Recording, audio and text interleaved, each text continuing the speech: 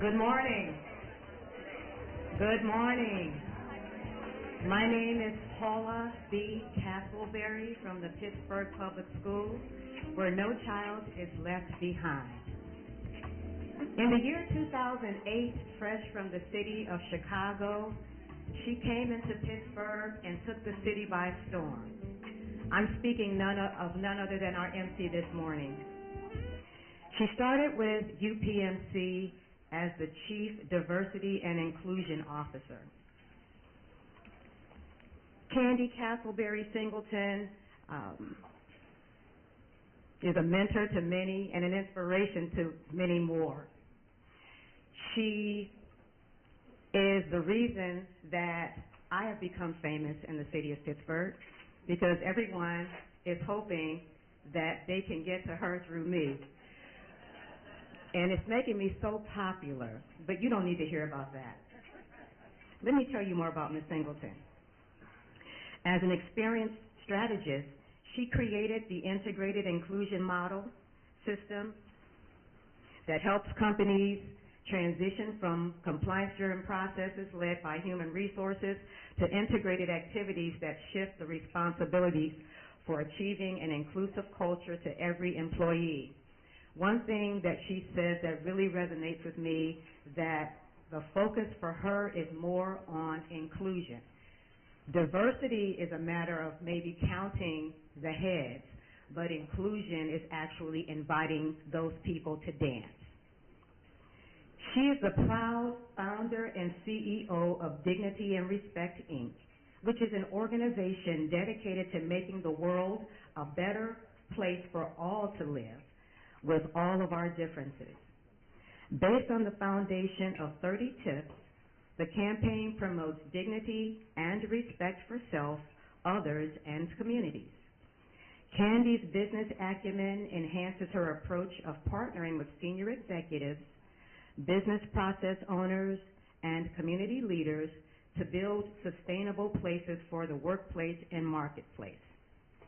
There's so much more to know about her and to learn about her, but the best way to find out, aside from reading her bio in the program, is to hear from her. Please help me welcome, as I present to some and introduce to others, none other than the fabulous Candy Castleberry Singleton.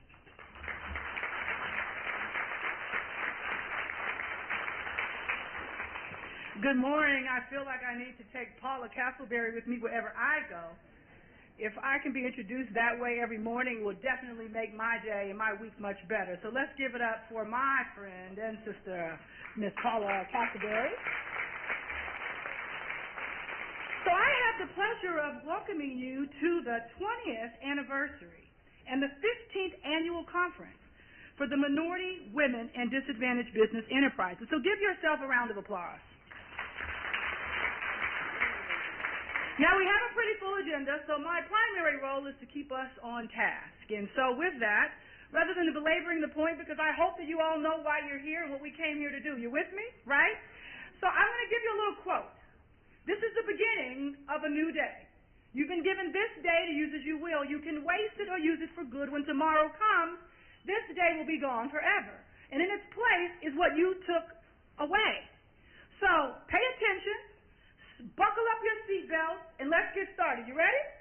So the first person I have the pleasure to introduce is someone hopefully familiar to you, and that is Duvall Aiken, who is the chair, MWDBE Government Relations. Ladies and gentlemen, please clap for Mr. Duvall Aiken.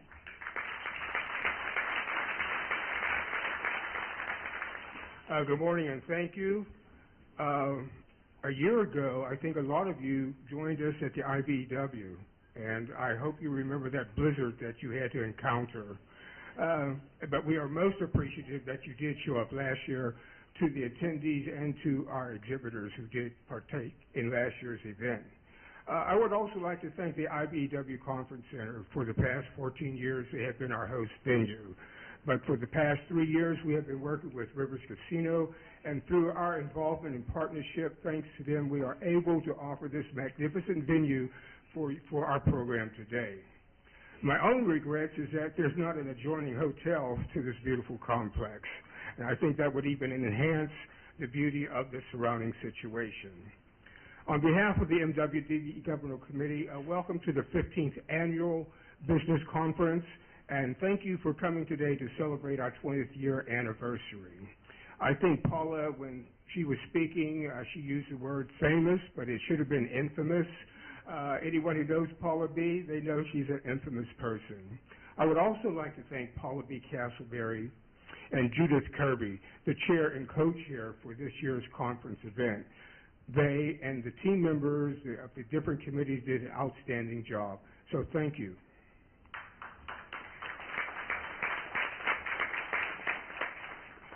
We are honored today to have our guest, the Allegheny County Executive, Mr. Rich Fitzgerald. Mr. Fitzgerald is a native Pittsburgher who grew up in the Bloomfield-Garfield neighborhood.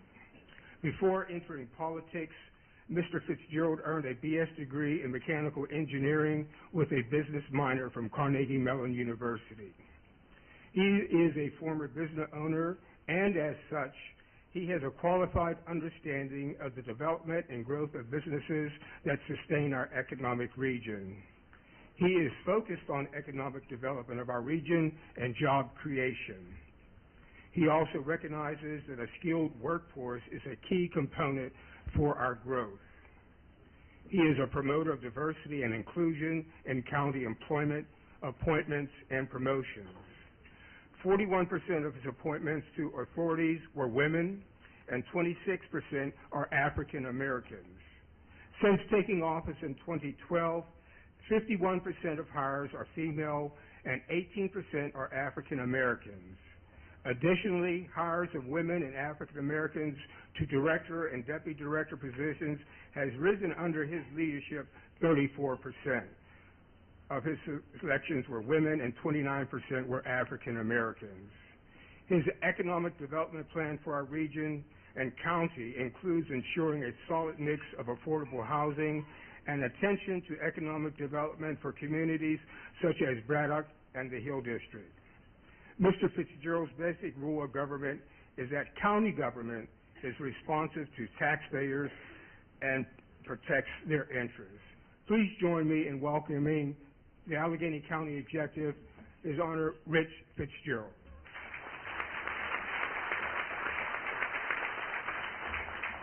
Thank you, Duvall, and thank you also for all of you for being here today for the 20th anniversary. It's quite an accomplishment. It's quite consistent to make sure that we continue to move forward, to make sure that everybody gets to share in the economic growth and the fruits of all the good things that are happening right now in Western Pennsylvania. You know, it's interesting to watch what's going on nationally. I'm sure a lot of us are. And you see an awful lot of anger about what's going on in America right now, about the haves and the have-nots. And what we typically see is when there's a big disparity between folks that are really moving ahead and folks that are left behind, unfortunately, it's often the minority community that's left behind in greater numbers. And we've got to make sure, locally at least, we have an impact on making that equal, making those opportunities equal, and making sure that all of us are working together to make sure that, again, everybody shares in the fruits of those labors. And I was glad to hear those numbers that you were able to hear, so that in my first term, as I begin my second term, some of the things that we've been able to do. And when you mention a number like, 18% of the hires that we've made have been minority, well, what does that mean? Well, I'll tell you what it means. We've hired over 3,000 people. That means 550 of those people are minorities. That means 550 people are getting jobs that pay benefits, that have jobs that they can raise their family and live a middle-class lifestyle. So we're proud of that. Proud of the fact that of the directors, the people that are running the various county departments, almost 30% of those are minorities, and those are opportunities that probably didn't occur, that definitely didn't occur a generation or so before. So we're making sure that the folks that are leading the institutions in county government look like Allegheny County, and we know how important that is. But let me also talk to folks that are yourselves that are entrepreneurs, because you're not necessarily looking for a job, but you're looking for contracts, you're looking for business, you're looking for other opportunities. So Allegheny County along with the city of Pittsburgh, and I must also applaud Mayor Peduto, because Mayor Peduto and I share an awful lot of joint authorities that we work on together, things like Alcosan, the SEA, the RAD board, that are joint city-county authorities. And I just want to give you a few numbers of what we've done, and we want to even certainly improve on those. The purchases that we have made in Allegheny County over the last 4 years, 20% of those purchases have gone to firms that are headed by minorities. Our economic development purchases, 23% of those have gone to minority firms.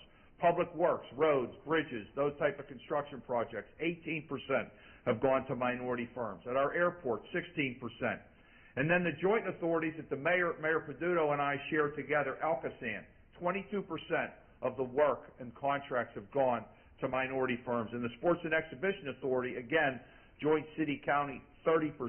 So we're making sure that we want to make sure that everybody's included in some of the work that we're doing. And that's over the last couple of years, but as you know, there's a lot of work and a lot of projects coming up in the next few years. We all know about Alcosan and the big projects that are going to be done there under the consent decree. We know about the development right here where we are on the North Shore and some of the things that are going to be done. A new parking garage that's going to be built, new development that's going to be built between the two stadiums.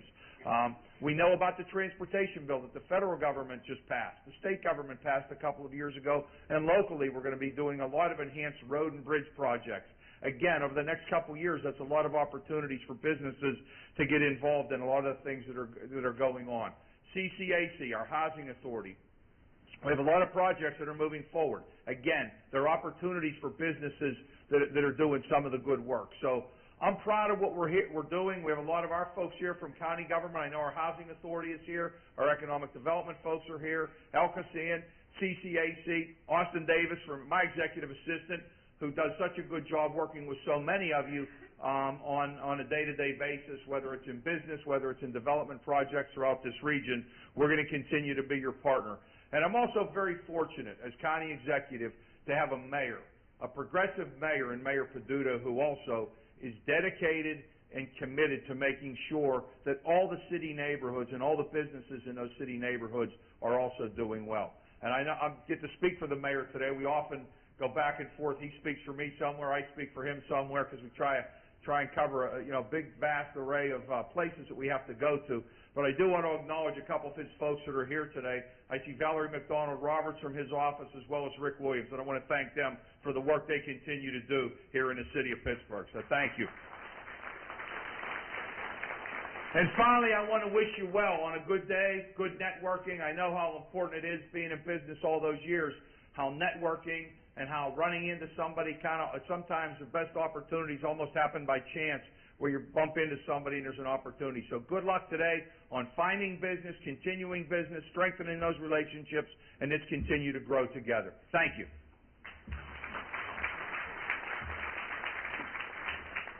I think we are pretty lucky to have Mr. Fitzgerald around. I have to tell you that one Saturday, it was an event, and I saw him at 1 o'clock. I know he had many activities in between there, but by the time I saw him again at 4 o'clock, he had changed, shampooed, and shined. So let's give him one more round of applause, Mr. Rich Fitzgerald.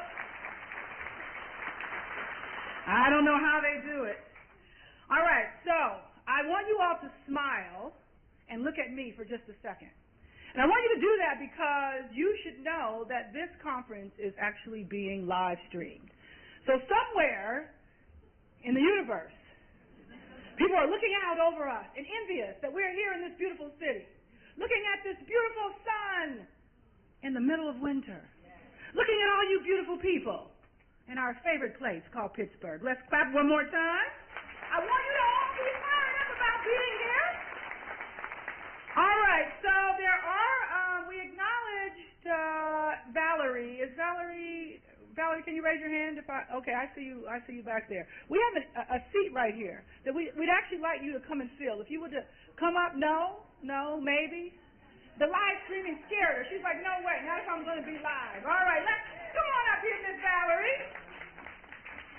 While she is approaching, I'll read that there is a proclamation. Valerie, for those of you who don't know, is the Chief Urban Affairs Officer for the City of Pittsburgh. And we do have a proclamation from the city. It reads, and I will not read in its totality, as I imagine that you've heard proclamations before, and much of it is about stuff that you already know that you do. But there's a few things that I think are important for you to hear that come from the words of the mayor's office. So, whereas the mission of the Minority, Women, and Disadvantaged Business Enterprise is to create effective methods that strengthen economic opportunities and provide assistance enabling contractors and businesses to secure contracts leading to profitability and growth. Fast forward. Whereas the MWDBE Governmental Relations Committee is celebrating its 20th anniversary and its 15th year of WMDBE Conference, this conference theme is Making Your Business Everyone's Business, and focusing on that which will position our small businesses as for government business and opportunities. And of course, you know today our speakers will talk about marketing strategies that can help the conference and attendees grow their target governmental business. Now, therefore, it be resolved that I, who am not me, William Peduto, Mayor of the City of Pittsburgh, do declare March 3rd, which is today, Minority, Women, and Disadvantaged Business Enterprise Governmental Committee Day here in the most livable city, and someday that will be for all, in the city of Pittsburgh. Can we clap for our mayor? I should put brackets around the for all. That is obviously not in the proclamation. Thank you, for Ms. Valerie, for coming up to us. All right, you can tell the mayor that we read his proclamation. All right, thank you. All right. The next proclamation, or we have greetings from the governor. And as a member of the Government Relations Committee, or the Governor's Commission on African American Affairs, I am pleased to read that. This letter says, greetings, it is my pleasure to welcome the members of the Minority, Women, and Disadvantaged Business Enterprise Governmental Committee to the 15th anniversary, or the 15th annual conference. For 20 years, you have operated and been committed to supporting underrepresented individuals in economic endeavors and providing intensive resources for business owners. Fast forward. As governor, on behalf of the citizens of the Commonwealth of Pennsylvania, I am delighted to welcome you to the 15th annual MWDBE Conference. Please accept my best wishes for a successful conference. Tom Wolf, Governor, March 3rd, 2016.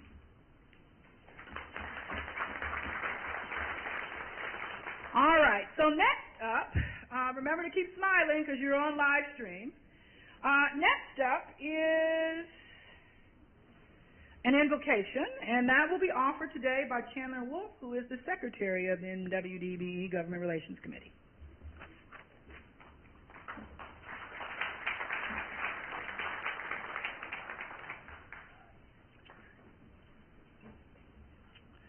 Let us bow our heads in a word of prayer. This is the day that the Lord has made. Let us rejoice and be glad in it. Lord, we are so thankful because you have given us the opportunity to come together, given us the opportunity to share together, to learn together, to grow together. We pray your blessings upon this conference, the 15th annual conference of the MWDBE Committee, and the 20th anniversary of its founding. We ask that you would guide us, give us hearts that are receptive to what we would hear today, and then help us to find practical ways to implement what we hear so that we might grow our businesses together. For this we ask in the name of your Son, that precious name, Jesus Christ our Lord. Amen.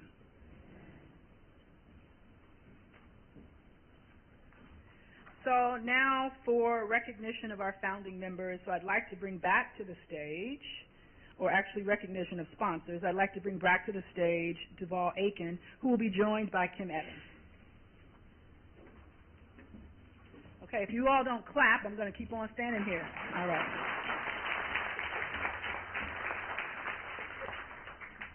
She's embarrassing us. This event could not be possible without the sponsorship of our sponsors. Today, we're fortunate we have 17 sponsors who come together in support of the Governmental Committee. Each year, we are growing in sponsorship and attendance. One of our major sponsors is the Allegheny Regional Asset District, RAD. Our congratulations to Richard Hudick, who is the new Executive Director of the Regional Asset District. An inaugural sponsor today is Highmark Health. Their team is represented by Mr. Robert James, Supplier Diversity Program Manager, Mr. Mark Jones, Senior Community Affairs Analyst, and Mr. Alex Matthews, Senior Community Affairs Analyst. And would you please give them a round of applause because they are another major sponsor. And I'd like to call upon Mr. James, if you would come forward and say a few words on behalf of Highmark Health. Mr. Robert James.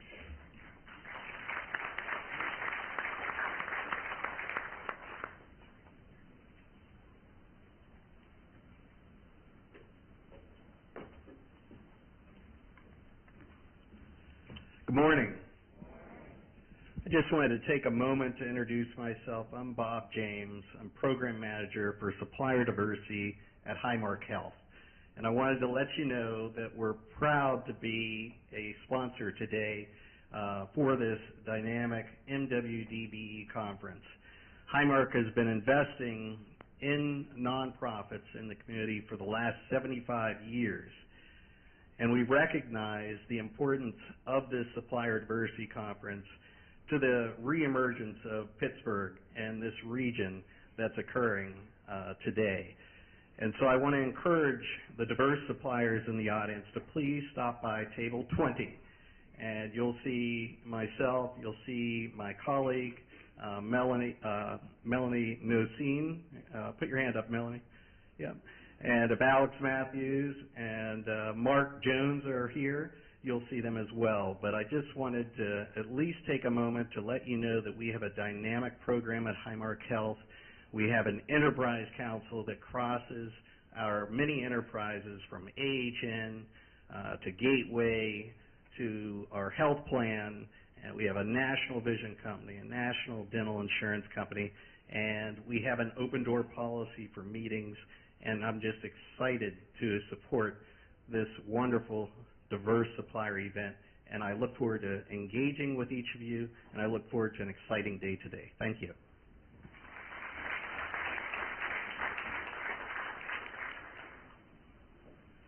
Our next major sponsor is Rivers Casino, and it's a beautiful, beautiful venue, I think. If you look out at the Allegheny, the Ohio, and as said earlier, the sun is shining. Representing the team for Rivers Casino, Dr. Ramon Hart. He's the Director of Community Relations. Mr. Greg Clark, who is the General Manager of Rivers Casino. April Thorpe, Director of Procurement. And Alyssa Walker, who is the Banquet Sales Coordinator. Dr. Hart sends his regrets and his congratulations toward this event. Dr. Hart is at home recovering from some minor surgery. I would like to recognize Mr. Greg Clark, who is the General Manager for Rivers Casino. Mr. Clark. I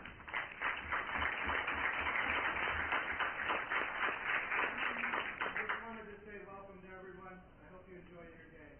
Thank you. And now the Vice Chair of the Governmental Committee, Kim Evans, will honor our other sponsors. Good morning. We would like to honor our following sponsors: Bulldog Office Products Incorporated, Fred J. Berner, Account Representative, Community College of Allegheny County, Dr. Quentin D. Bullock, President, Michael Savetic, Director of Purchasing. We'd also like to thank Cut and Run. They're our inaugural sponsor, Jordan McMillan. He's the owner of the Cut and Run Studios, and they're live streaming our event today. KBK Foundation, Keith B. Key, Jennifer Barnes, Community Relations Manager, PA Housing Finance Agency, Theodore Jackson, Senior Compliance Officer, and Renee Hodges, Communications Officer. P.J. Dick, Trumbull, Jennifer Howe, Corporate EEO and Human Resources Officer. Soda Construction Services, Ernie Soda, President, Evan Hoover, Vice President, and Cassie Hoover. Also, Soul Pit Media, they're another inaugural sponsor. Donna Baxter, CEO of Sales and Marketing. 84 Lumber, Amy Chris, she is the Director of WBE Business Development. Bridgeway Capital, Adam M. Kinney, Communications Director. Aaron Aldrich, Business Education Director. Dollar Bank, Carol Nyland, Senior Vice President, Community Development. Mylan, inaugural sponsor, Ms. Lisa Kahn, Senior Director for Mylan. Regional Development Funding Corporation, Mrs. Rebecca McBlain, Executive Director. Walsh Granite, inaugural sponsor, Mr. Marvin Jackson, APMDBE Plan Manager. We would also like to thank Mike Anthony of Alcosan for being a photographer at today's event. And to all the volunteers who are not affiliated with the Governmental Committee, but have donated their time. Mabel Johnson and Shelley Harvey both have manned our registration tables for over 4 years. And we'd like to thank them, and also we'd like to thank Deb Yaw and Beth Millinger for volunteering for this year's event. I hope you enjoy the event.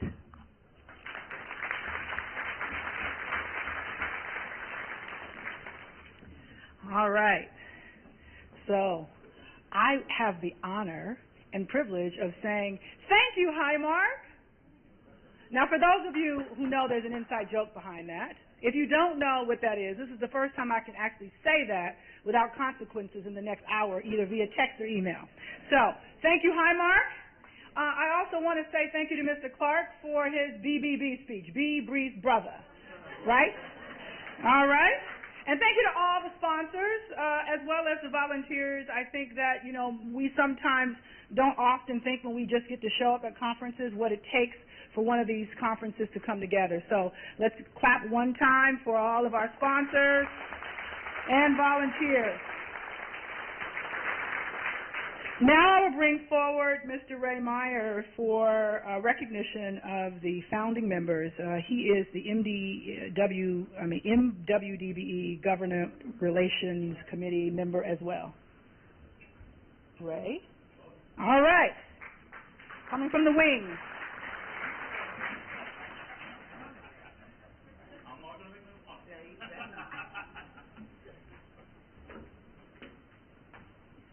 How you all doing? My God, 20 years. 20 years ago, I had a full head of blonde hair. Don't laugh, a lot of you have gray hair out there. But honestly, 20 years ago, a young lady from the Port Authority named Gwen Allen came up with an idea of contacting all the different government agencies. And as you know, I'm with Alcosan. And she contacted us and said, we'd like to get together. And we'd like to get together and discuss our programs and see what the pluses and minuses are and how we can help each other.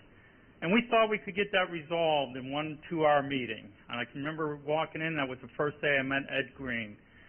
And we're all sitting around a table, and there's people like Hop Kenrick and Harry Owens and Ed Green and Debbie Lewis.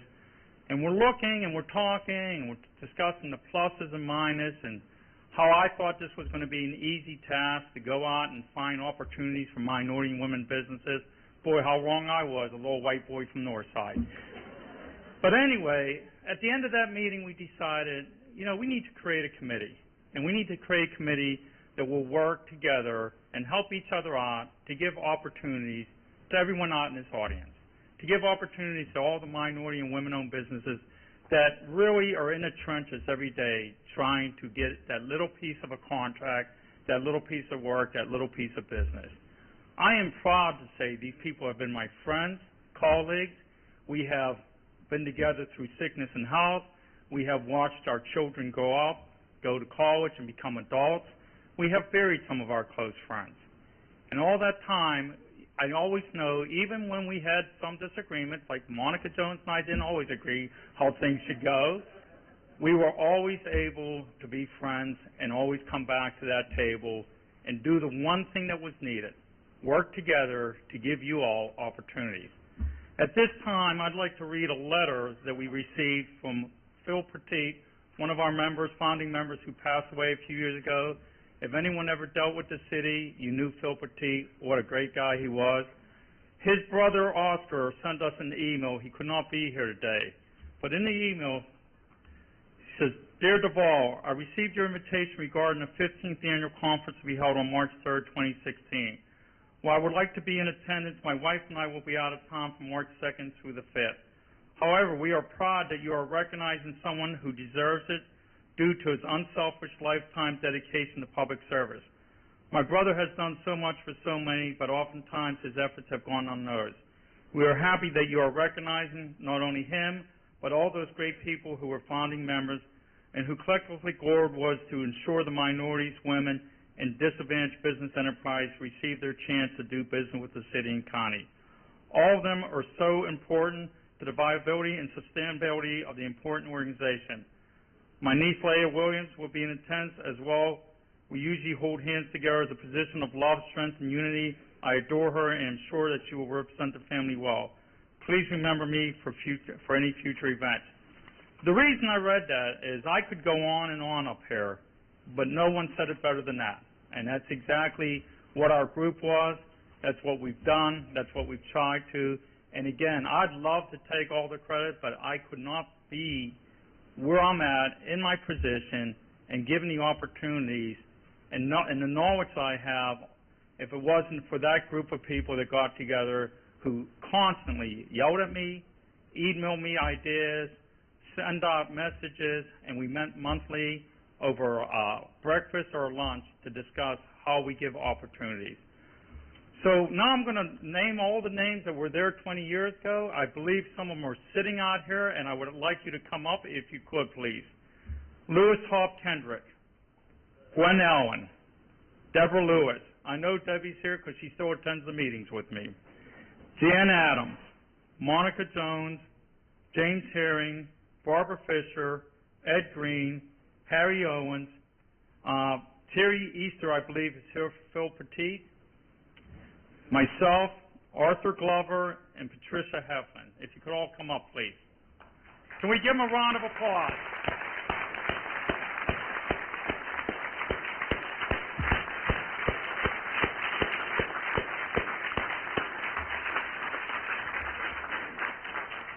Again, and I truly mean this, they are like family to me.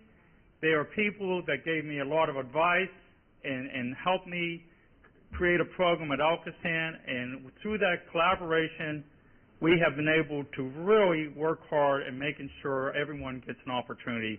And today, we are still working hard with the committee, with the new people that come upon this committee. It's our goal every day to try to give you an opportunity. Thank you.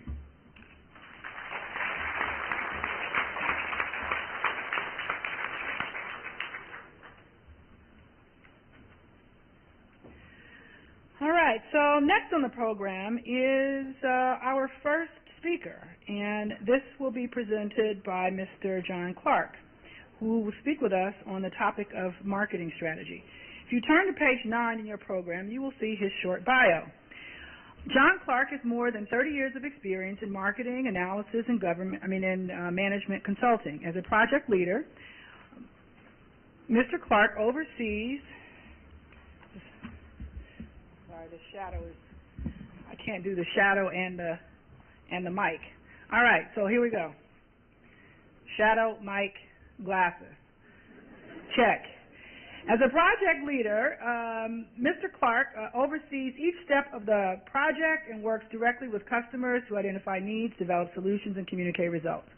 Clients range from healthcare organizations, large corporations, public utilities, and professional services firms to technology-based, retail-oriented ventures, local development corporations, neighborhood business districts, and government entities or agencies.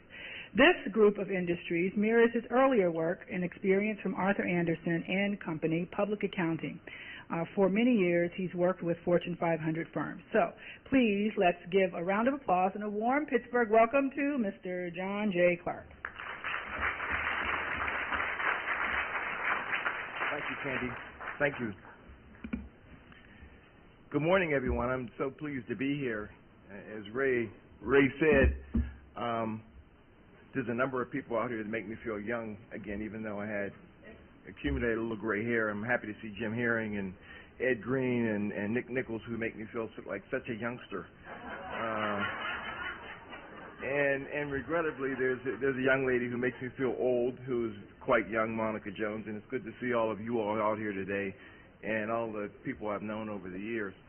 What I wanted to do with the presentation is to let you know everything you need to know about marketing strategy in 15 minutes. So I'm probably not going to be completely thorough, but I'm going to try to do a good overview. And I'm going to thank you in advance, Kevin, for advancing the slides. It's a little keep it moving thing. So what I did was, initially, I thought about my definition of marketing strategy so we could all be on the same page. And because I have children, I Googled it. And, of course, when you Google stuff, you get a whole bunch of stuff. So I got a variety of definitions. I kind of played around with mixing and matching, and then I went to this academic definition, which I think is complete, although a little bit wordy. But so this is what marketing strategy is. It's this idea of several interrelated components called marketing mix: the product, price, promotion, and place, and how those things fit together and address the need of a target market. You can advance the slide. Can I advance the slide up here, Kevin? No? Okay. Can you advance it for me? Okay. Why is marketing important? Some say that marketing is the eyes and the ears of a venture. That is to say that through market research, you're able to learn about customers and markets and suppliers. You're able to talk to employees and customers and understand what they think, what they feel. As a consequence of that dialogue, you learn, you hear things, and so this marketing function, marketing research and analysis, is able to help kind of at least recognize changes. Because again, everything is always changing. It's big changes, little changes. So there's always this process of determining whether that change is a fluke or whether it's the beginning of a trend. Marketing also speaks for the organization. Bynum's Marketing and Advertising is a local firm that I've used several times. A lot of times we think of marketing as what we see on TV, which is marketing communications. What strategy has to do with is not only the communications, but all the other aspects of marketing. And I mentioned Bynum just because they do marketing communications and promotion, and I've had a good relationship with them in artfully communicating to various customers and markets. Again, the marketing mix variables. In the olden days, they thought of them as the 4 Ps. I learned about the 5 Ps, with the 5th P being people, because you can't underestimate the value of people throughout all the marketing functions and marketing mix variables. People were very, very important in this process. So what I did was to kind of help give you the flavor, because marketing, you can think of it as a number of steps. You can think of it as a style. You can think of it as kind of a way to live. So I wanted to show you a video of a water bear that exemplifies how marketing should work for an entity. And you'll see the water bear is able to adapt to various environments, and that was the point. So if we can run that 2-minute, 3-minute video, you'll all have a chance to learn about the water bear.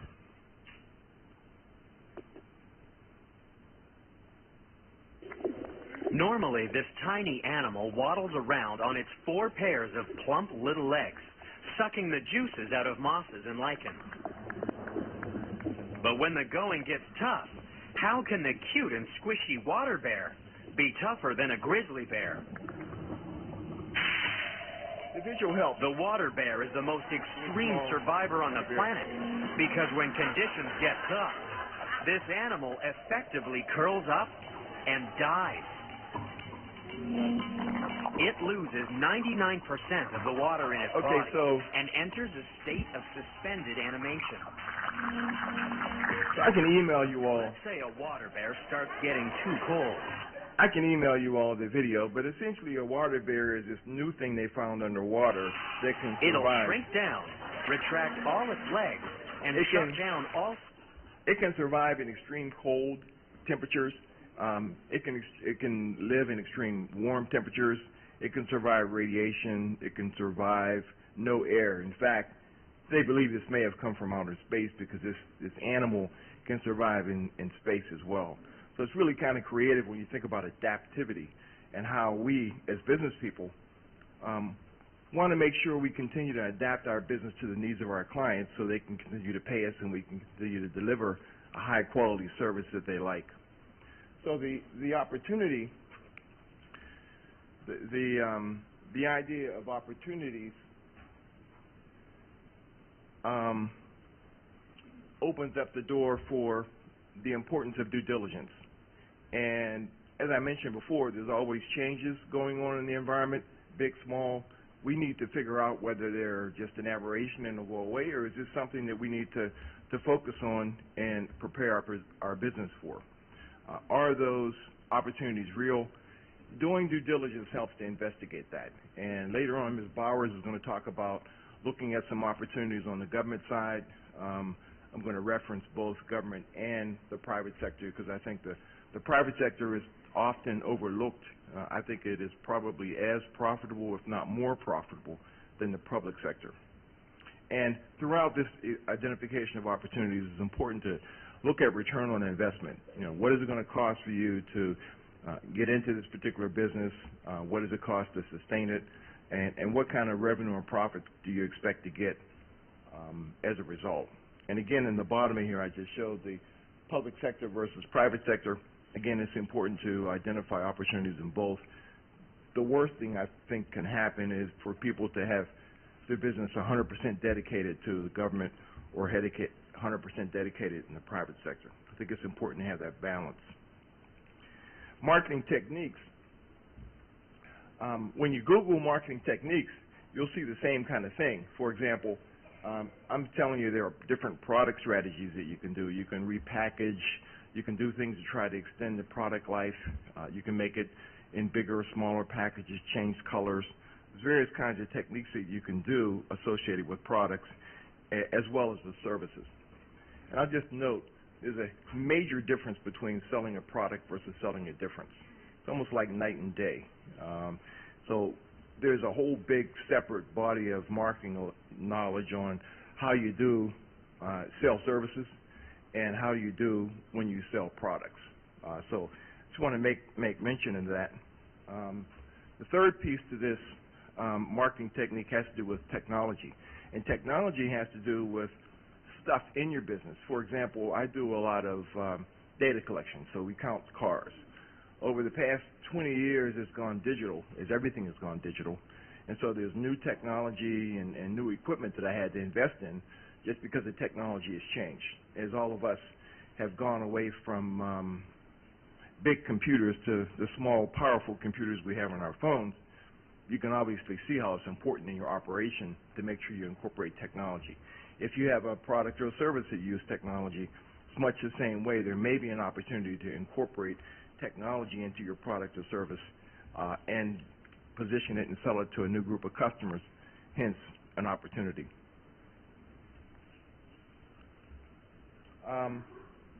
Networking was the last thing that was talked about. I have on here, prep is key. Preparation is very important in networking. It's important to know who you're going to be talking to.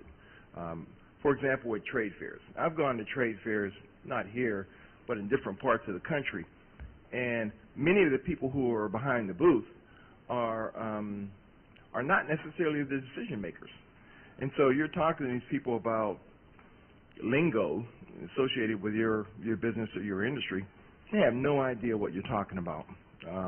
That's kind of a waste of your resources and time, because you need to do some prep before you go there. You need to go there, and then you need to do follow-up.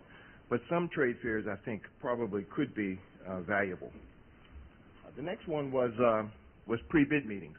I found more opportunities with pre-proposal meetings and pre-bid meetings because As some of you know, in a government contract, before they let the contract, they'll have a meeting and talk about different parts of it and what they're looking for and what they don't want.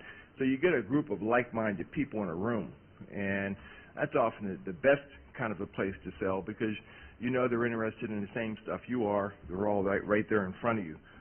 Industry events may be a utility event. It may be some continuing professional education that you go to, but those as well are opportunities, particularly in professional services. There's a suggestion that lawyers refer their clients to accountants, accountants refer their clients to lawyers and doctors and other specialists. So it is important from a professional service perspective to make sure you network within that arena. Political events are very important. I found that kind of late in life that it is important to give money, and hopefully all of us now understand from Donald Trump, it's absolutely critical to give money to politicians. There are other kinds of networking opportunities that you go to, but again, it's important to prepare, have the right stuff, have the right message, and get busy. Follow-up is, again, extremely important. Earlier in my career, I had good fortune to work with some salespeople, and basically what I learned was that you should continue to follow up with customers until they tell you to go away and sit down and never appear again in my office. If they don't say that, then you keep following up till you get the order, till you get the sale, till you reach the goal that you have. So follow-up prep is key. Some people like paper, so you want to send them a letter. Other people are face-to-face people. They don't want to touch stuff, so you may do a follow-up meeting. You may get in front of them face-to-face. Virtual, obviously, there's all kind of electronic means to get information to people. And trade fairs. I've actually gone to trade fairs, met people, did the follow-up in the organization. The next year, I saw the same person at the trade fair. So that's another way to follow up and hopefully have some success in identifying opportunities and developing a marketing strategy to exploit those opportunities. I think that's all I have, and if there's a discussion or a question, I'll take it, or if there's another approach, I'll go away. Thank you all for your patience.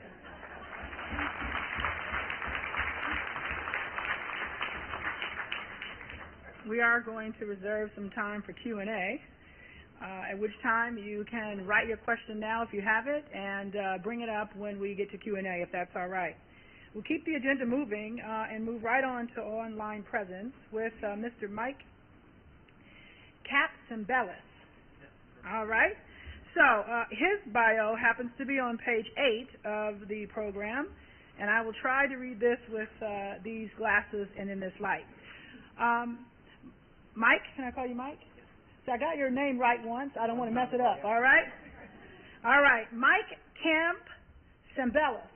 All right. Mike Capsembellis is passionate about innovation and entrepreneurship and how these things can elevate communities and an entire region. He's been leading technology product development in Pittsburgh for more than 18 years and is currently a member of Google's product management team. Mike also leads Google's community outreach team, giving him the opportunity to collaborate and support local nonprofits and small business communities. In that role, he has organized, hosted, and spoken at several events for tech startups, venture capitalists, minority and women entrepreneurs, youth entrepreneurs, and nonprofits. So I'd like to bring to the stage Mike without the goatee. All right, Mike.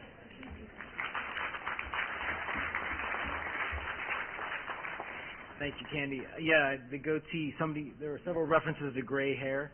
You'll notice the goatee was getting kind of gray, and so I'm as vain as everyone else and shaved it off and took 10 years off my life. Good morning, everyone. Thank you so much for having me speak today. This is a great event. You saw in my bio, I am sort of inspired by entrepreneurship. Entrepreneurship really, to me, is one of the ways that cities can turn around, communities can turn around, neighborhoods can turn around. Because they create jobs, they create wealth, they create opportunities for people. So Google, as you probably know was a startup, feels like a startup today, started in a garage with two entrepreneurs. But the word entrepreneur often gets associated with people like Mark Zuckerberg or Larry and Sergey from Google or Bill Gates. And the reality is that most entrepreneurs aren't a couple geeky kids from Stanford in a garage. Most of them are people like you who are starting businesses, starting enterprises. And I'm really humbled by the number of people that are gathered here who are doing this work, who are taking that risk and taking that gamble. And Google is really committed to helping companies that are doing that with some of the things that aren't necessarily part of their core, right? If you run a construction business or a product company or something else, technology isn't your primary concern most of the time. However, it's something that you really have to think about, and what we're trying to do is make it easier, make it more powerful, give you more tools to do that. So anyway, congratulations to you for being entrepreneurs and for taking that risk. I do have some slides, but I can keep going without them. And it's good that we're demonstrating how frustrating technology can be at times. Like I said, we do try to make it easier because I also want to thank John for using the name of our company several times in his talk. I mean, what is hopefully obvious to everybody by now is people use the internet every day, many, many times a day. And more they're doing it on their phones when they're out, hopefully not in their car, but when they're out and about. So we're constantly using it. We're constantly using search engines. Anytime people want to find a business, whether it's a company that wants to find a business to work with or an individual that wants to find a store or a barbershop or a catering service, they're going online. They're starting online now. 97% of the time, 97% of people have gone online to find a business. So if you're not listed there, if you're still only showing up in the yellow pages, people aren't finding you, and you're at a huge disadvantage. However, because technology is challenging, or it sometimes feels challenging, we're trying to make it easier to do that. It's not only Google, but Google's a really good place to start because so many people do start there with their search. So I have a stat. So something like 56% of Pennsylvania businesses don't have a website. I'm sure all of you do. But if you don't, I would highly recommend getting a website. That, for a long time, has been hard to do. You've had to pay somebody to do it most of the time, or you could use tools to create one. Those tools weren't very good, and your website didn't look very good in the process. The tools have gotten a lot better, and I'll mention some of those later. But I highly recommend that. But even if you don't have a website, there are some things you can do to get started and establish an online presence and make sure you get found when people do come searching. One of those, Google has a program called Get Your Business Online. It's gybo.com, gybo.com. It's definitely worth checking out if you haven't been out there. So, one of the things we try to do, because our goal is to organize all the world's information, make it universally accessible to people. One of the things we try to do is find every business we can possibly find and show them in search listings. And we do that by crawling the web and looking at what people are linking to and that sort of thing. But at the end of the day, it's not perfect, and we might get very minimal information about you. At best, we might be able to get your company name and your location. But if you use the Get Your Business Online program, you can tell us that you're the business owner, tell us the address, tell us the phone number and the email address and the website and the location. Basically what happens is you go to this page and sign up. They send you a postcard or some kind of card through the mail, the old-fashioned mail. And I think it has a code on it that you use to basically verify that you are at that address. And then by doing that, you now have ownership of that address on Google Maps and on Google Search. So if somebody searches for landscaping businesses and you see all the results showing up on the map, when people click on those results, you can get a view of your business that has pictures and it has a link to your website and an email address and a phone number and reviews, and you can respond to the reviews. You can have your business hours. So there's a lot of information you can get out there, and that ensures that people can find you. If they search your business by name, the one example I wanted to show was Leon's Caribbean restaurant in Allentown, which is a great restaurant. He has this really beautiful search result that comes up when you search for his business that highlights all the features of his restaurant. You see pictures of food, you see pictures of the restaurant, you see information about like the hours. So all of that is really possible, and all of that's free. That's all free to everybody.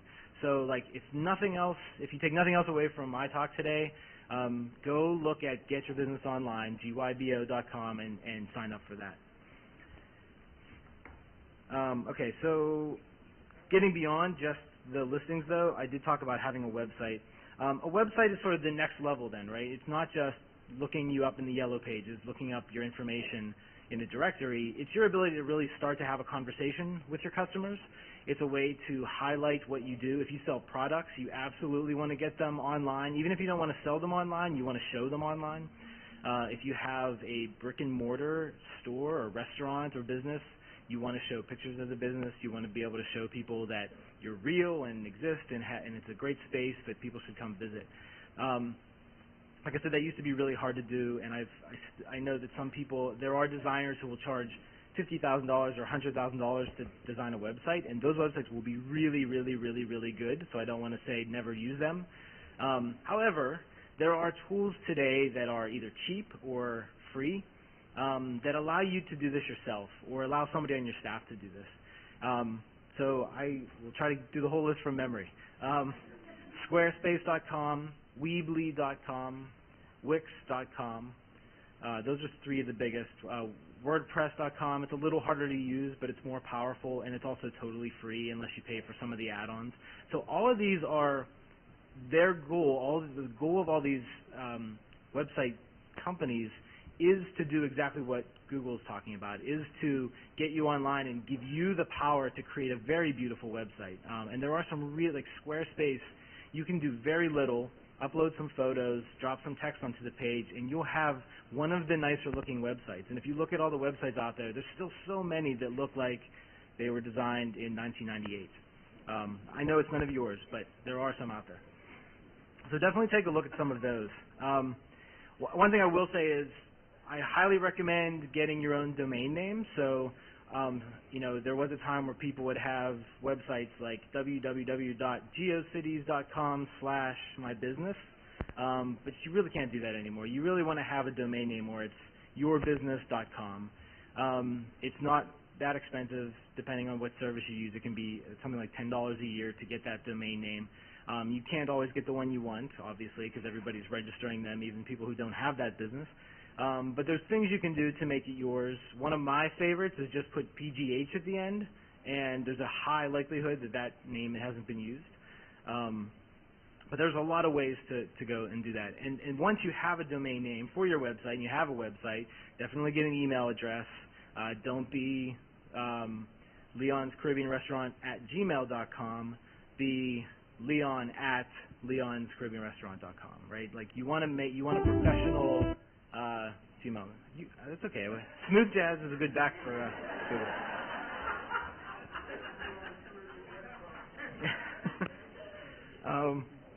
Okay, and then the last thing, or a couple of last things. I don't want to get talking about social media can take up a whole hour. I'm trying to give a BBB speech, which is not what I'm known for. But social media is a really good way to get engaged with your customers, really engaged, where you're almost on a first-name basis.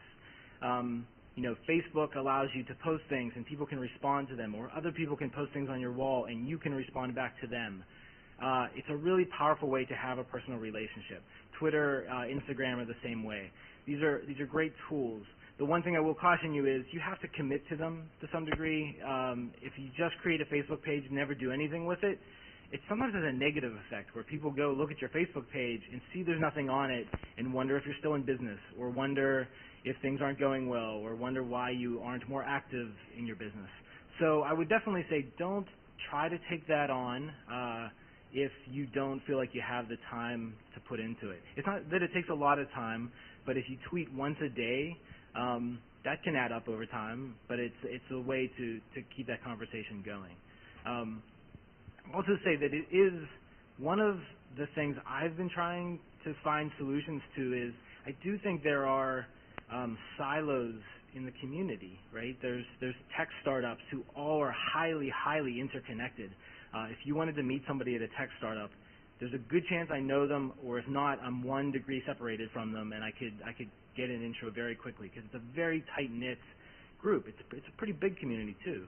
The small business community is very similar, but part of what social media can do is start to break down those silos a little bit. And part of that is just being out there and being part of, if the customers you want are on Twitter, then go on Twitter and start to reach them. A couple last things. There's 2 programs that I think are really important to talk about.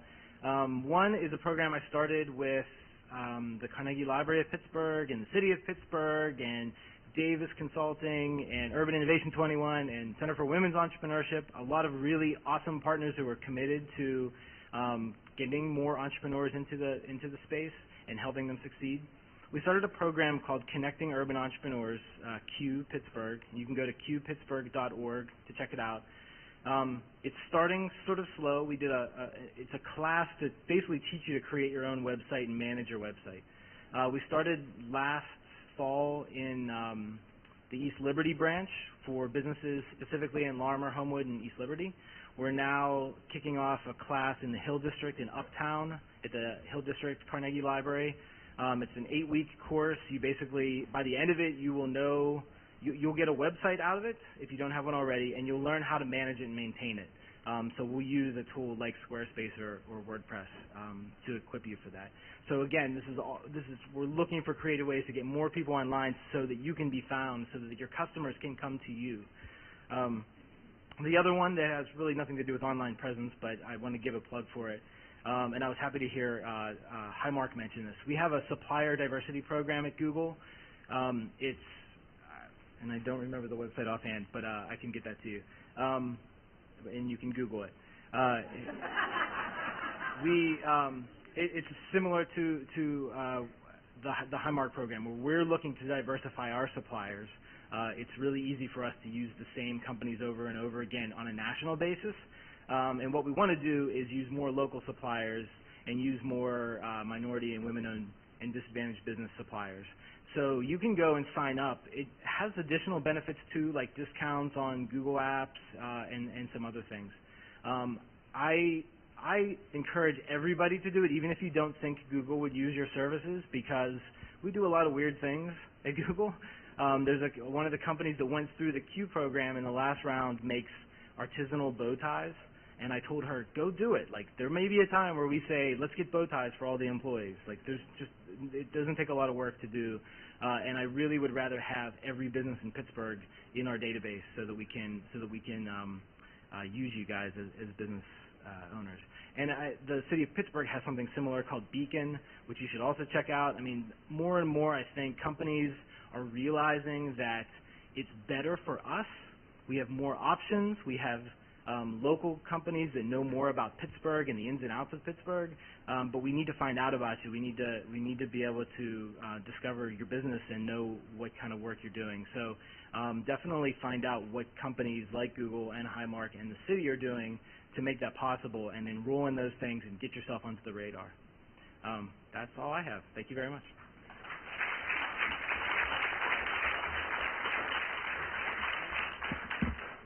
I don't know if I'm saying much about my age when I say I don't remember looking up things in the yellow pages recently. I also remember a time, however, when there was no Google and you did have to look everything up in print. And I've always wondered, when someone puts a picture up of you on Google and you don't like it, how you get it down. I also think about the statement that you made about Pittsburgh, right? And so if you are going after a Pittsburgh domain name, you better do it fast, because there's lots of competition. You have Q Pittsburgh, Visit Pittsburgh, Imagine Pittsburgh, Vibrant Pittsburgh, I Heart Pittsburgh, Awesome Pittsburgh, which also you serve on the board. So if you're going after Pittsburgh, you better do it soon. Otherwise, all these people will be your competition. I should tell you that everything I learned about websites, I learned from this gentleman back here named Phil Green. Phil, raise your hand right here. Phil did our first website, and he did it, and and I didn't really know what I wanted, right? So every sort of couple of months I'd say I needed to do this. So keep in mind that sometimes your website, you might have to have some ideas about what you actually wanted to do before you build it, because sometimes the evolution requires new technology and stuff that happens in the background, and Phil used to do all that stuff for us. You should also know that since we've been talking, I've had somebody go to the GYBO site, and they have updated so that we will get our little postcard in the mail. So it's always good to have somebody back at the office. I only have one employee, but he's back at the office, and he's already on the website. So thank you. All right, next up is Elizabeth Bowers. And Elizabeth is going to talk to us a little bit about this conversation on contract opportunities. Elizabeth Bowers, her bio is on actually page 8, and she is a professional and been in professional business for more than 30 years, working with both private and government contracting. She is currently the contract administrator for Allegheny County Sanitary Authority, supporting contract administrative office, providing procurement and contract support. She assists in developing procurement and administering both professional and construction contracts. With her diverse expertise, Ms. Bowers develops policies and procedures that protect the interest of the authority. Ms. Bowers is also involved in the training of both authority and consulting personnel on the intricacies of municipal authorities' bidding requirements. Whew, I'm going to say that again. Ms. Bowers is also involved in training both authority and consulting personnel on the intricacies of municipal authorities' bidding requirements. It's a lot of words in one little sentence. But, ladies and gentlemen, please welcome to the stage Ms. Elizabeth Bowers.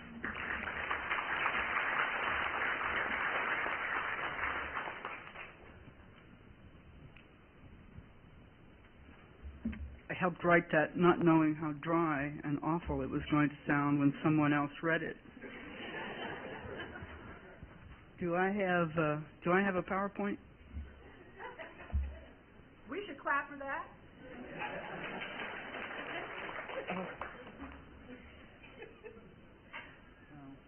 Okay, thank you very much. Okay. Can I have the second slide, please? Let's say, oh, there we go. All right. Here we go. Let's gin this up a little bit. Oh, I want you to think. I have two basic messages for this presentation. And we're going to do a little exercise, and it's going to lead up to the first point. So the first point is I want you to think about the car you drive. Okay, now when you think about the car you drive, do you think about the iron ore and the rubber and the plastic and the leather and whatever that went into it? I don't, okay? I think about this really cool car that I drive, or the ratty one that I drive to work. But anyway, I think about the brand, I think about the colors, I think about the chrome, the glass, and all of that, all right? And that's the way that we at Alcosan want you to think about Alcosan. We take what you flush and we turn it into clean water. That's what we produce. We don't produce waste. You do. Okay, and you need, and I want you to hold that thought. I want you to think clean water all the way through the rest of this presentation. Because if you think in terms of clean water, it's going to make it easier for you to see opportunities for your business as we get into all of the work that Alcosan is going to be involved in. How are we doing? Okay. Now, we own 90 miles of interceptors and connection points. You're going to have to Google that because I'm not going to explain it to you. Okay. So what are we up to on these different connectors and points? We have already started working on rehabilitating and fixing some of them, and we're out there. There's engineering contracts that are developing design work and that sort of thing for this 90 miles. And then the 83 municipalities that are part of our little group here and our service area, these are in the outlying areas, and the municipalities have started because they have a lot of work to do. in getting stormwater out of sewers and make the sewers more efficient. Can we get to the second map page? Keep going. There we go. For those in the back of the room, the really pale orange stuff is all of the sewer lines that the municipalities have to work with. And they're in the process of that. So next slide, please. Now the system, this is a real simple version of the system. You have the property, and you're directly responsible for those lines. That's in the yellow. The orange is the municipalities, and then what's in blue is what Alcosan is directly responsible for. This is all paid for within the municipalities' taxes and fees. For Alcosan, it's paid for with fees. You as a homeowner, it's either paid through insurance or just out of your pocket if something needs to be fixed or upgraded. And of course, most of you hopefully you've been reading in the papers about the wet weather issue. And next slide, please. So this is the basic challenge that we're facing, is that there are like 9 billion gallons a year that we have to deal with, combined stormwater and sewer. If we just enlarge the plant, which we're in the process of doing, we just enlarge the plant, we'll reduce that by 3 billion. So we still have 6 billion gallons to deal with. So what basically are Alcosan's priorities? Number one is to try to keep this fix affordable. There's a lot of numbers going around, 6 billion, 4 billion. We've sort of keyed in on what we can possibly do, considering the area that we have and the ratepayers, somewhere around $2.6 billion for the fix, and we're desperately trying to keep your rates from going up. And of course, we want to improve water quality. The more we let the stormwater overflow the sewer lines, then the more raw sewage is going into the rivers, and we're in the process of fixing that. So our improvements are going to improve that situation, and the more we improve the situation, the more water is either going to be soaked into the ground or will be funneled to the plant and then processed where we can produce what? What is it we produce? Clean water. Yes. Okay. So and we want to maximize green solutions. And in that we're going to do some green infrastructure. We're going to plant things in places where they weren't planted before.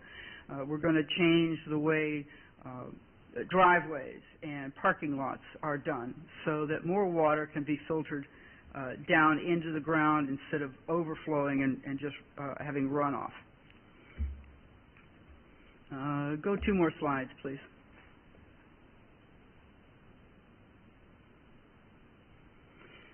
What you see up there now is basically different efforts, and what we're going to get with these efforts is we're going to have cleaner streams and rivers. We're going to have greener and healthier communities. We're going to increase healthy recreation. There's a lot of times that I've been in that river, and it wasn't until later that I was told I really shouldn't have been. Jobs and opportunities, and that's going to lead up to my second point of this presentation, and a better regional economy, which is also part of the second point.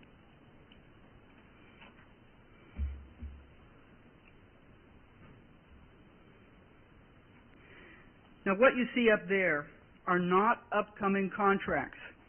These are categories of contracts. It would be impossible for me in 15 minutes to show you all of the upcoming contracts.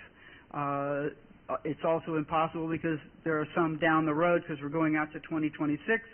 Sounds a long ways away. It's only 10 years out. We don't even know what some of those contracts are going to be yet. So these are categories of contracting, and out of these categories are going to come out just hundreds of bidding opportunities for your businesses. And one more, please. Hopefully you can see it. This is an overview of the plant expansion. And there's one section up there that says existing 480 MGD, that's million gallons per day. And I want to try to put that into perspective for you. I know a lot of people drink Starbucks, and I probably should have had one this morning, but I'm waking up now. I'm doing pretty good. Starbucks sells, according to them, 4 million cups of coffee a day. Now, throughout the U.S., the whole country, coffee consumption is 29,062,500 gallons per day. So that's 29 million gallons. So if all of the coffee in all of the United States went through Alcosan, it would only be 6% of the volume that we process every single day. I didn't hear an oh. That's okay. That's okay. One. Thank you. Thank you. So, what kind of construction? In the first place, what you see up there is going to involve design work, engineering work, and construction work in the municipalities. So you want to be paying attention to opportunities that are out there in the municipalities. One more. And this is some example of green solutions. I did want to put this other one up here because it isn't just grass. Grass, the roots are too shallow and they don't filter stormwater the way some of these other plantings do. So we're going to have different types of grasses and bushes and all sorts of things that are going to be part of the green plan. So if you have any landscapers out there and you're not up to speed on the type of landscaping that will filter water, Google a course somewhere and get up to speed because we're gonna need a lot of that work. Okay, here's all of the different trades. So if your business is involved in any of these trades, these are trades that we're going to need. There's a lot of multiple avenues of opportunity.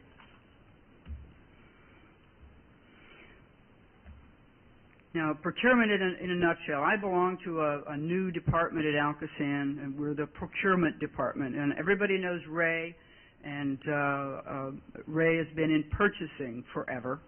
But this is a new thing, and we work with Ray, but what we want to do, and this is part of the training that we're going to do, is you as potential proposers, bidders on our contracts, if you want to come in and find out what everything means, all the rules in the RFQs, all the nuances of the RFPs, we'll have classes for that so that you can come in and find out how that's done. Now, up here it also mentions goals. You know, we always talk about goals. 10 to 25% for minorities and women, and we've this year added 3% for service-disabled veterans. And I want to say this as clearly as I can. We are serious about these goals. We are serious about these goals. We are serious about these goals.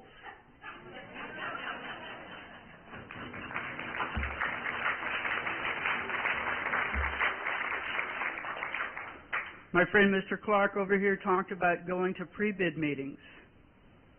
We beg, we plead, we're down on our knees asking small businesses to come to our informational meetings.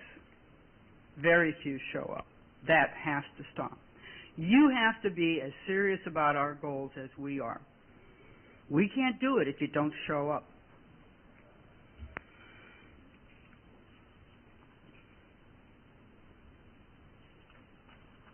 Next slide. Here's important point number 2. This is a little picture of our website. The address is www.alcosan.org. You go to the main page and you click on bids and opportunities, business opportunities, and then that brings up a page which shows the RFQs and the RFPs. And I showed this website to somebody the other day, and I said, this is where you want to go on a regular basis. It's going to come to the point where we're going to have so many things coming out so fast and so furiously, you're going to want to make this your home page.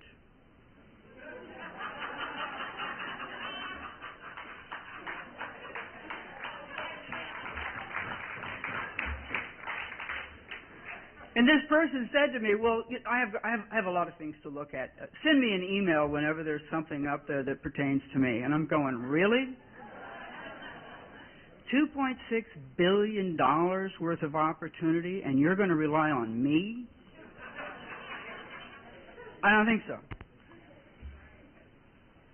We are working on an online registration for small businesses so that if we have other things that come up where we can notify you by email, we'll be able to do that. But in the meantime, this website is your best friend. And we have some things that are out right now, things that are up there. And we have an informational meeting, I believe it's March the 16th, for the exact date, time, and where it's going to be at the plant. Please check the website. So that's point number 2.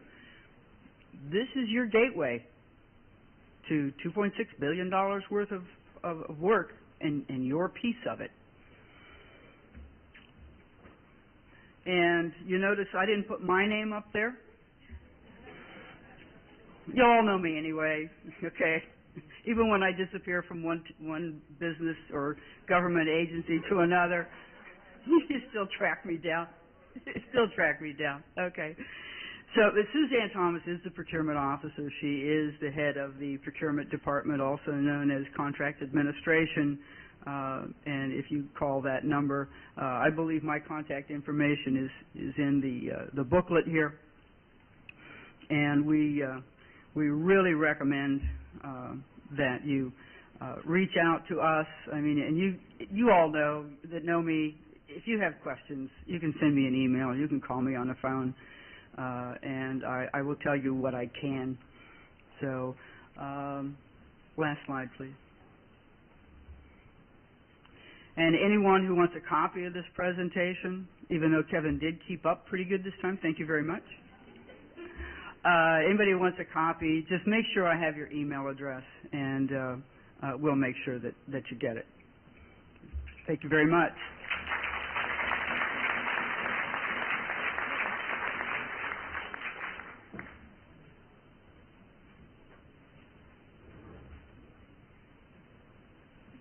Okay.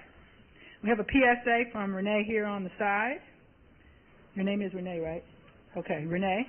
So Renee said, if you have not already checked in, please make sure you do that before, obviously, you leave, or is anything else? Before they start networking, make sure that they paid, make sure that they ate. There's a thumb drive that you get if you do that, and that way you don't actually have to give everybody, you don't have to actually give her your email, although you might want to, since she has $2.6 billion to give away. Million or billion? Billion, all right. So I think you should make her page either the first bookmark on your page, so it pops up just to remind you, I need to check here today, right? Or it needs to be, obviously, your website. I have to admit that I will never think of clean water the same. Or definitely how it's produced. I'll keep in mind how many, cups of Starbucks are produced every day, but clean water has changed my life forever today. I might not drink water now, actually. On that note, this is a time for questions and answers. And so I'm going to ask that if you have a question, that this group might have an answer. But the way that we're going to do this is I'm going to ask you to stand up. I'm going to ask you to use your outside voice so that if you're in the back, unless there's someone with mics. Are there mics? All right. I'll ask you then to wait for a mic. So we have Raise your hand if you have a mic. Can you let everybody see? I have one back there and one over here. All right, I'm ready for the first question. Going once. Somebody has a question. I know somebody else wants to know how to get their picture off of Google. If you should Google your name often, you would be amazed at the stuff that appears. Like today, my name will appear associated with this conference, along with Valerie's picture. So it'll ask you to Google my name, and Valerie's picture will show up. It's amazing how that happens, right? I'm with Carol Phelps, right? And all of a sudden I'm at an event, and you Google it, and Carol's picture shows up, right? It's amazing to me how that happens. All right, we have a question here. Good stall tactic. All right, I see your name is Yvette from way up here. I can't see anything that's right here, but I can see you over there. I have a question for the Google guy. What's the best way, like if you already have a domain and you're already on Google and all that stuff, to elevate your company to like searches and stuff? So, Google guy. So there's a lot you can do. One of the things I didn't talk about, because it's a whole separate talk, but I can mention it now, is Google Adwords. So Google Adwords is, if you think about the Google search result page, there's a few ads at the top of the page. Everyone I've ever met said they never click those ads, but if they didn't, I wouldn't have a job. So everybody clicks, a lot of people click those ads, and we work really hard to make sure they're relevant to what people search for. So if they search for something that's related to your business, it's really great to show up there because they do get a lot of clicks. Google AdWords is a pretty low cost thing. The idea of it is it allows everybody who has a business or a nonprofit to show up at the top of the Google search page. And basically what it is, you pay only when people click on your ad. You can control how much you spend on a day-to-day basis, so you can spend no more than $1 a month if you only want to do that. You may not show up as much, or $100 a month, or $10,000 a month, depending on what fits your business. And the more narrowly you target, so you target by picking the keywords that you show up for, the more narrowly you target, the better chance you have of showing up. So if you target locally to Pittsburgh, you'll show up ahead of things that aren't targeted locally. If you just say, if you're a travel agent and you just say use vacations as a keyword, you'll probably never show up because you're competing with every travel company, every hotel, every airline. But if you say Pittsburgh travel agents, you have a really good chance of showing up without paying a lot for it. So that's a really good way to do it. There's search engine optimization tactics you can use. We generally try not to talk too much about those because we're constantly changing how we rank things to try to get better results for users. But there are tons of companies, consultants, free articles, resources on the web that talk about how to do that. A lot of it just is have really good content on your website and keep that content up to date. That's what we look for to determine what a good result looks like in just the regular search results, and that's what sort of drives our rankings. Yeah. We have a question back here.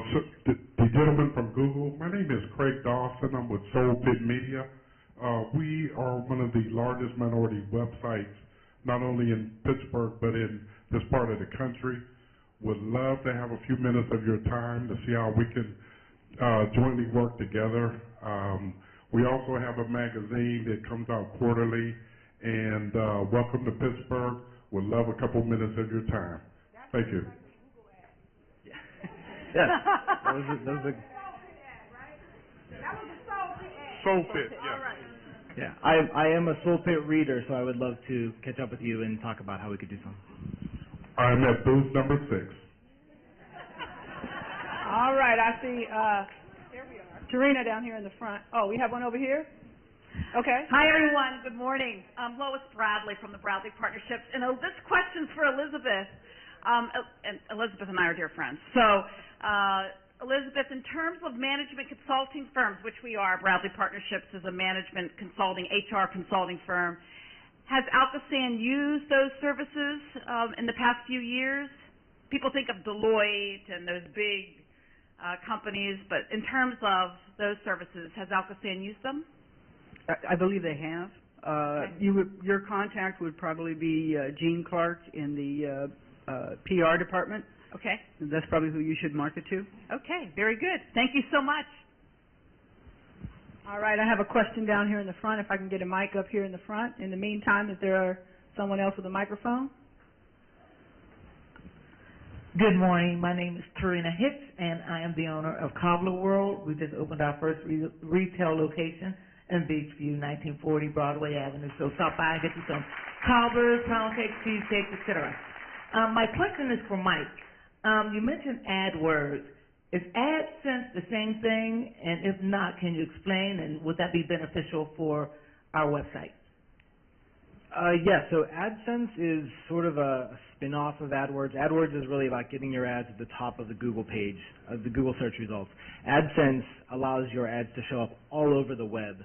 So there are people who have blogs, who have, if you think about news sites that you go to or blogs that you go to, you'll often see ads on the side.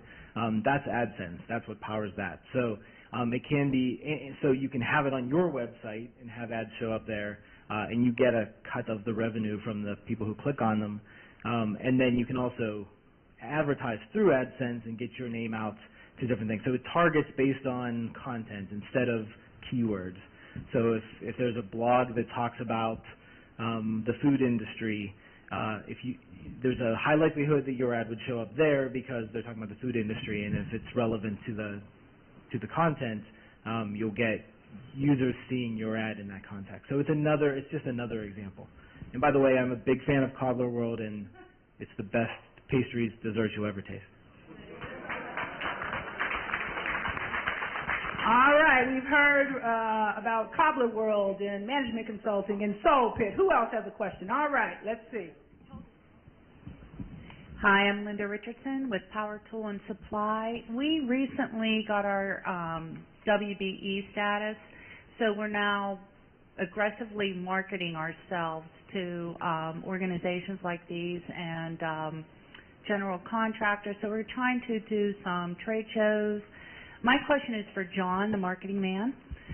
How long do we invest in our marketing as far as going to trade shows and putting out our information in advertisements and reaching out? How long do we invest in that before we see a return? Great question. So the way it works in the government sector is that there is a long revenue cycle, meaning that between the time that you read about a bid or an RFP to the time and energy you put a proposal together to the process, it takes a long time to get a contract awarded. Then you perform the work, and usually it takes a long time to get paid, too. So the revenue cycle is very long. The cash cycle, which some of you financial types, converting from money that you spend on inventory to the time that you sell that inventory and get your cash back, is generally longer in the government cycle than it is on the private sector. And that's one of the reasons why I always encourage people to go private. Look at the private sector first. Don't look at the government sector, because you can spend a whole lot of time, because of the long revenue and cash cycle, not even realizing that you're making no headway. Whereas on the government sector, it can be shorter, it can be cleaner, and you can go at it in a different way. So I don't have a number for you in terms of the government, but it is a very, very long cycle. I think that probably comparable, private sector and government, once you get in and you do a good job, they'll keep paying you and keep hiring you. I don't think there's a preference on the private or public side where that does better. So that's the best answer I can give you. Okay, we have a question back. Good morning. My name is George Fernandez. I'm with Latino Connection. We're one of the largest marketing communications firms specializing in high-quality translations and interpretations. I really want to thank everyone that put this conference together, but primarily Janet for helping us get certified as a new small business. And we've seen a lot of return investment already from our certification as a minority business. My question goes to both Google Man and Marketing Man, right, Mike and John. I feel like you guys should have costumes, with these titles. Have you seen a trend, and if you have, is there a tip that you could leave to everyone here today as far as the growing Latino market population? 1 million Latinos live in Pennsylvania, and the numbers are growing. 2 out of every 5 by 2020 will identify as Hispanic descent and or Latinos in Pennsylvania. Have you seen a marketing trend, on Google or in marketing in general, in marketing to that growing population? I can go first. We definitely have. I mean, those numbers definitely pan out, right? There's a growing population across the country. Pittsburgh's been a little slow to see that growth in the Latino community, but it's starting to happen, which is really exciting.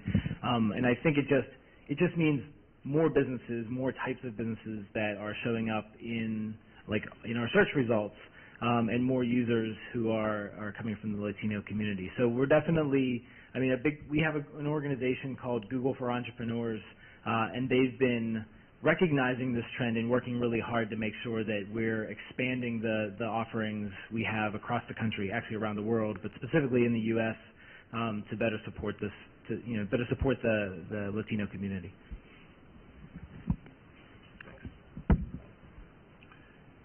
Well, my take on it is that Pittsburgh is really not a very diverse town, and so same kind of conversation that I've heard about with selling to the growing black population. It's nice that there's a big chunk of Latinos or African Americans, but you got to almost look at the per capita income and figure out what you're trying to sell. Because if a bunch of folks here, Latino, African American, or low income, then you're looking at certain kinds of stuff you can sell them. So simply the presence of the Latino or African American does not necessarily mean that there's a market, in my view. I haven't seen anything here locally. I've heard about some trends and some chunks of Latinos working in retail and downtown, et cetera. But no, I have not seen that as a huge potential market in this region. As you go to L.A., obviously, and southern parts of the country, you get a bigger chunk of people and a more diverse Latino community where you perhaps can have some upper income people and sell them stuff and make a profit. Okay? My name is Elaine Price. I'm with Floriated Interpretation, and my question is to John in regards to kind of vice versa with the Google guy, and just on the fact that a lot of the information and a lot of the time that's put into doing this e-commerce and Facebook and websites and da-da-da-da, how much does it really affect the marketing strategy for us?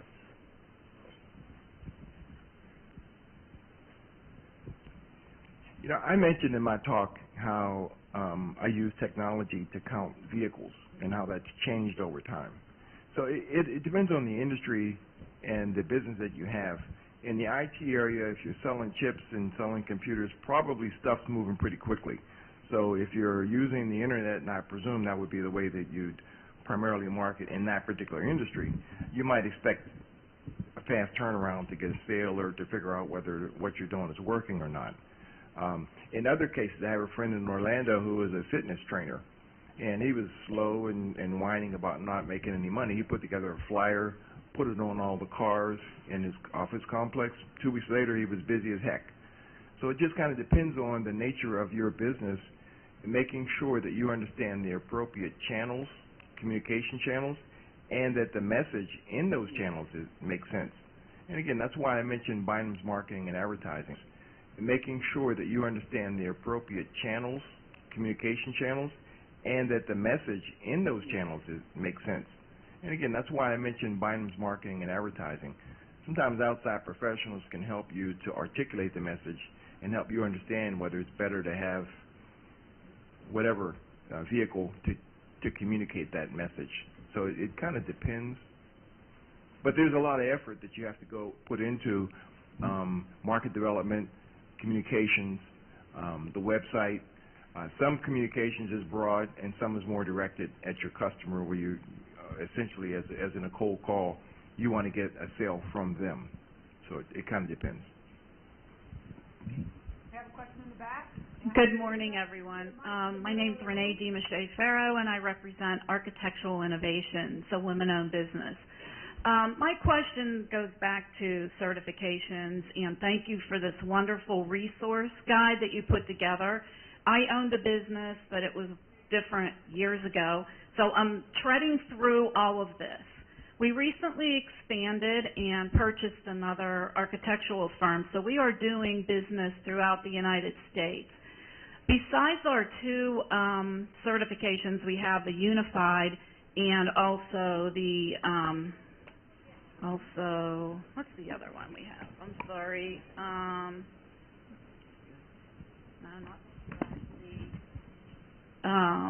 DGS. Sorry. So this is probably to Elizabeth and Renee. You can probably help me answer this.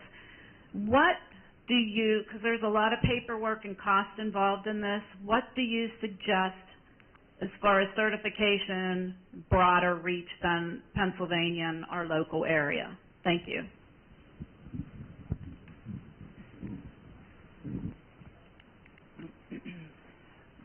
Broader reach? I'm not sure I understand the question. The So there are some national certifications. That's what I'm interested in. What are the best that's going to get the most bang for our buck, get us noticed since we are doing jobs across the U.S. and internationally? I guess it does depend on where the target area is that you're working in. There are probably other UCPs besides Pennsylvania that do certifications. So if you're focusing on doing work in Maryland, find out if they have a UCP. But you would have to go through all of the areas that you want to do business in to determine that. There is a publication, and if you stop by table number 4 later today, we have a list in our office of all of the different state certifications that apply to businesses. On a national level, I know there is WeBank that they do certification. That may be something that you want to pursue.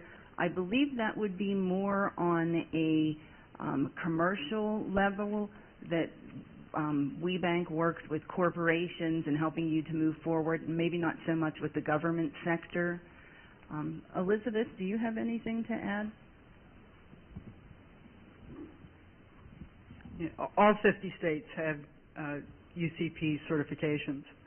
And as Renee said, you would need to target whatever market you're going after, currently, and do that.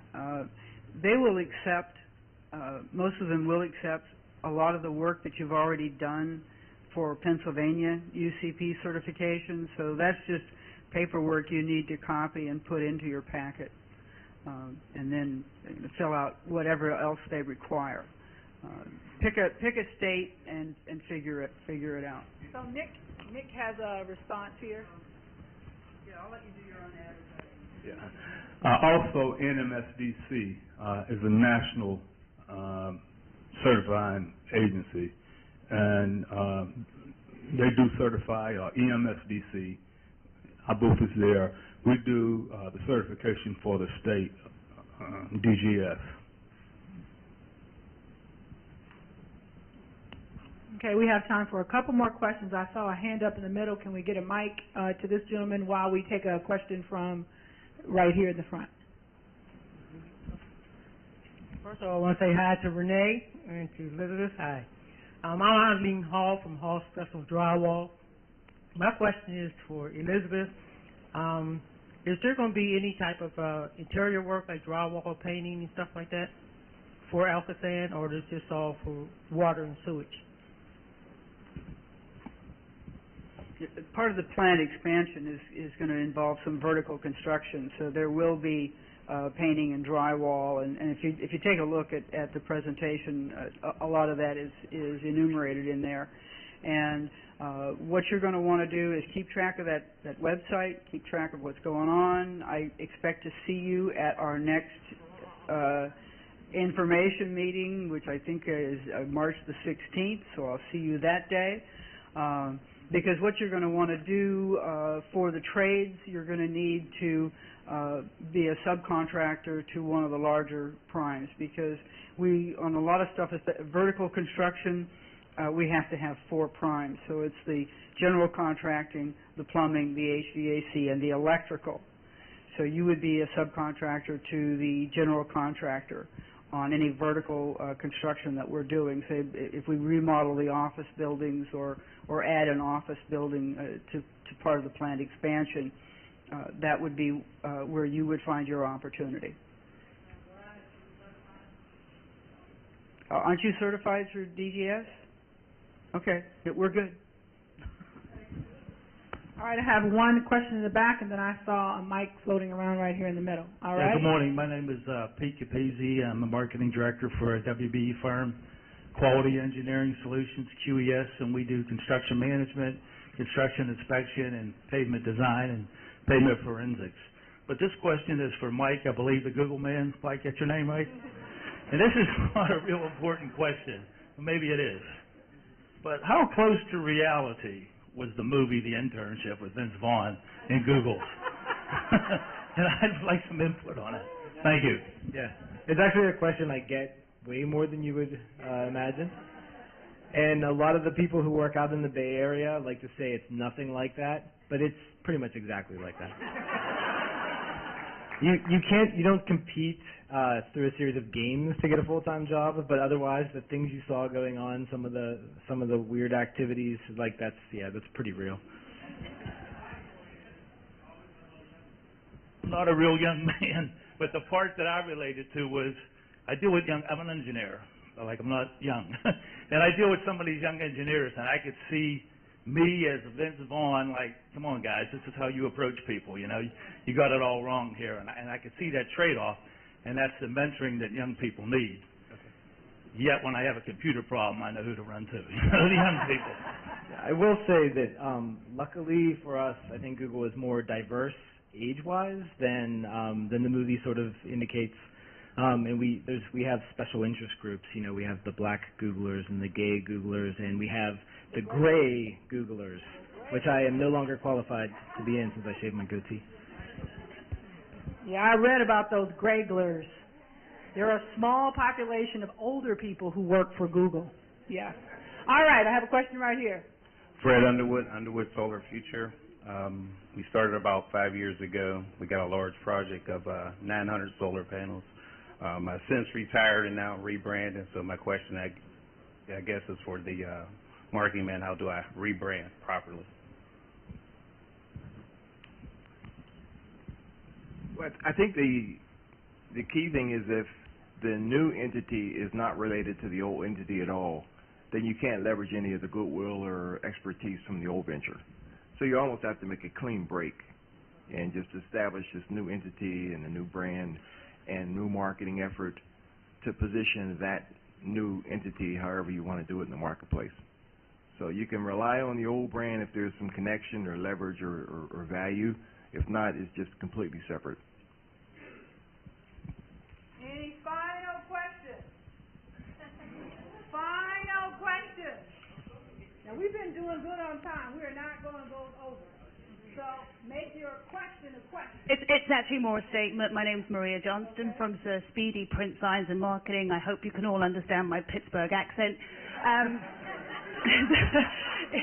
Really, John, I just wanted to feed off something you said about your friend who owned a gym and put flyers out and he was busier than ever. For anybody here that has a small business, there's a phenomenal program put on by the USPS called Every Door Direct Mail. And I don't know if you're familiar with it, but you can target zip codes and carrier routes within that zip code, and it's very, very cost effective and works incredibly well. And I'd be happy to talk to anybody about that if you need more information. Thank you. All right, we have two more. One. Hello and good morning, everybody. My name is Ana Gonzalez, and I'm like a single mom and a young lady and a hard worker. This is off the record, everybody. Like I'm a guest of Edwin Peoples of the Jesse May Construction LLC. He's in the rebar concrete reinforcement, and I'm just here to sell myself as a young lady, try to get a job. I'm a construction worker myself. I'm laid off. I'm a good worker.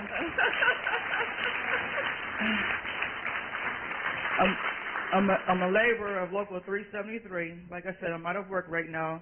And I also was a young woman who worked here at the casino before the casino opened up as a construction worker. And I also worked here in the casino as a cook. So if anybody needs a laborer and or a cook, someone who can paint, someone who can cut grass, babysit, be your nanny, anything. If anyone has an entry-level position in the office and keep me busy, because I love to stay busy. I think I got ADHD, but I don't get a check for it, so I need a check. Please and thank you. Yes.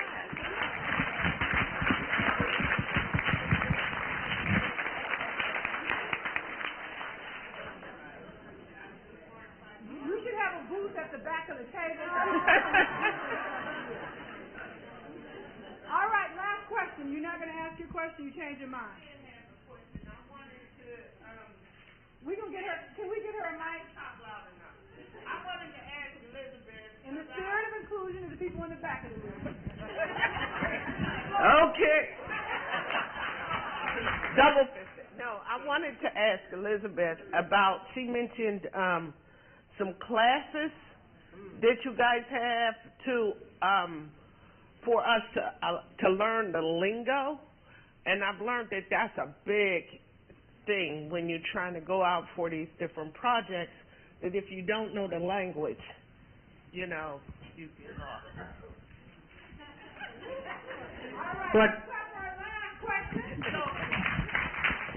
The lingo, right here. What we're going to teach is the process, which also includes, Alcosan-Ease and wastewater ease. Okay, so we'll be working through that, but we're going to make sure that when you see an RFQ, you'll know what to do about it. And if you then advance to the next stage where you're invited to respond to an RFP, you're going to understand what all is involved in that.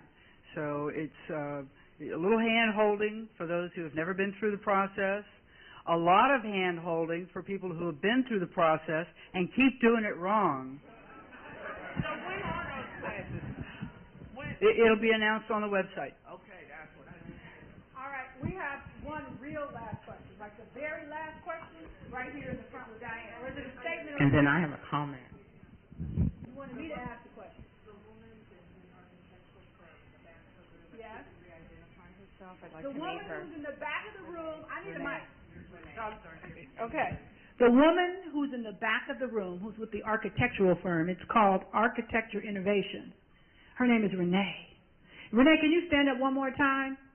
She's way back there behind one of those lovely arrangements. That's Renee, way back there in the back. All right, why don't you stand up, make eye contact, because once people start moving, you'll never see her again. All right? You good? All right. You were going to say something right here. I figured I'd give a plug as well. Diversity Business Resource Center. I'm Judy McNeil. I know a lot of people in the room. They may know my emails or my voice, but I haven't met. Also, Alcosan has been kind enough to hold workshops at our facility on how to do business with Alcosan. We've hosted PIT. We've hosted, matter of fact, I think Mylan is here today. That's going to be a new client and workshop, so stay tuned. And we have a table back in the corner where the curtains close. Okay, thank you, everybody. I'm going to say we heard from Latino Connections. We heard from someone offering interpretation services and hanging drywall and construction management and power connections and architectural innovations and solar futures and business resources. And we heard from a laborer from 373. All right, let us give it for everybody who had the courage to ask a question.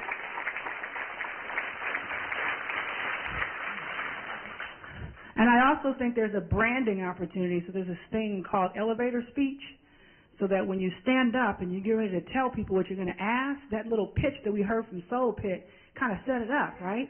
So it was a perfect opportunity to let everybody else know. So next year, think about your elevator pitch before you ask your question. All right, let's give it up for Soul Pit back there. I see you. I heard you. All right. The next... we're almost at the end of the agenda, but we are next going to have the Hall of Fame ceremony. So I'm going to welcome to the stage Paula B. Castleberry, Clarence F. Curry, and Jim Johnstone from the Governmental Committee.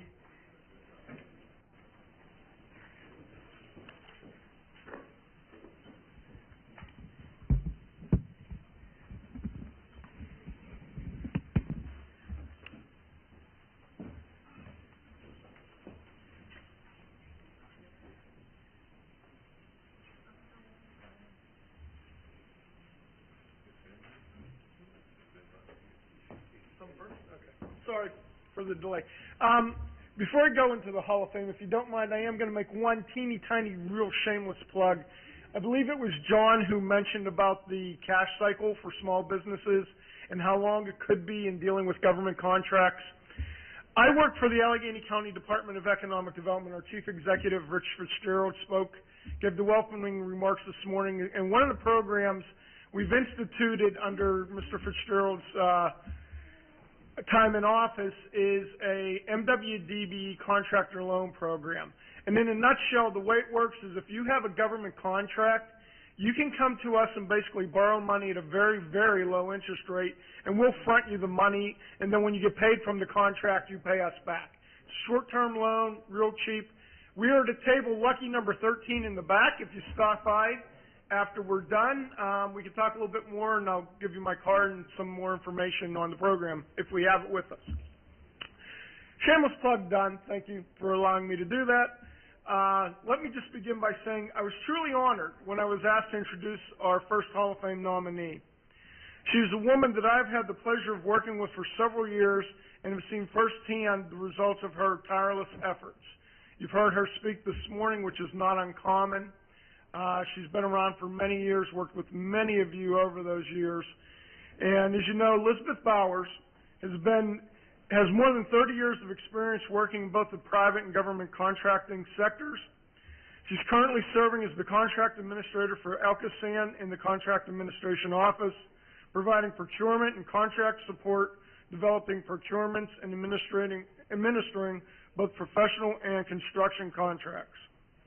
With her diverse experience, Ms. Bowers develops policies and procedures that protect the interests of the authority, as well as training both authority and consulting personnel on the intricacies of a municipal authority's bidding requirements. Prior to accepting her current position with Elkasan, Elizabeth was the Director of Licensing and Leasing Corporate Small Business Liaison for DCK Worldwide, a global construction company specializing in developing and building complex projects for a wide range of private and public clients. Ms. Bauer's primary focus was to use her experience to move DCK forward in meeting and exceeding their small business contracting and compliance goals company-wide. Efficiencies developed by Elizabeth to track small business spend are still in use today. Prior to that, Ms. Bauer served as the Western Pennsylvania Region Representative for the PA Department of General Services, Bureau of Minority and Women Business Opportunities. I must say, Elizabeth, wherever you worked, you've had very long titles and they've been very long agencies. Before joining DGS, Elizabeth had her own business, EBCS, where she specialized in small contract compliance, claims consulting, cost estimating, and constructionability review, arbitration, and marketing and planning business development consulting. Over the years, Elizabeth has received many awards for her efforts, and it is my pleasure on behalf of the committee to present Elizabeth Bauer so she can get one more award.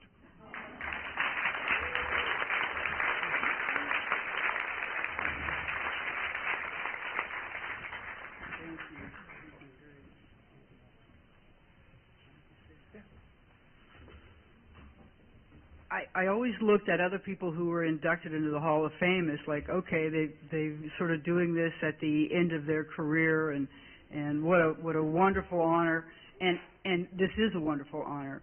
I just hope that you realize from the presentation that I gave a few minutes ago that I'm not done yet.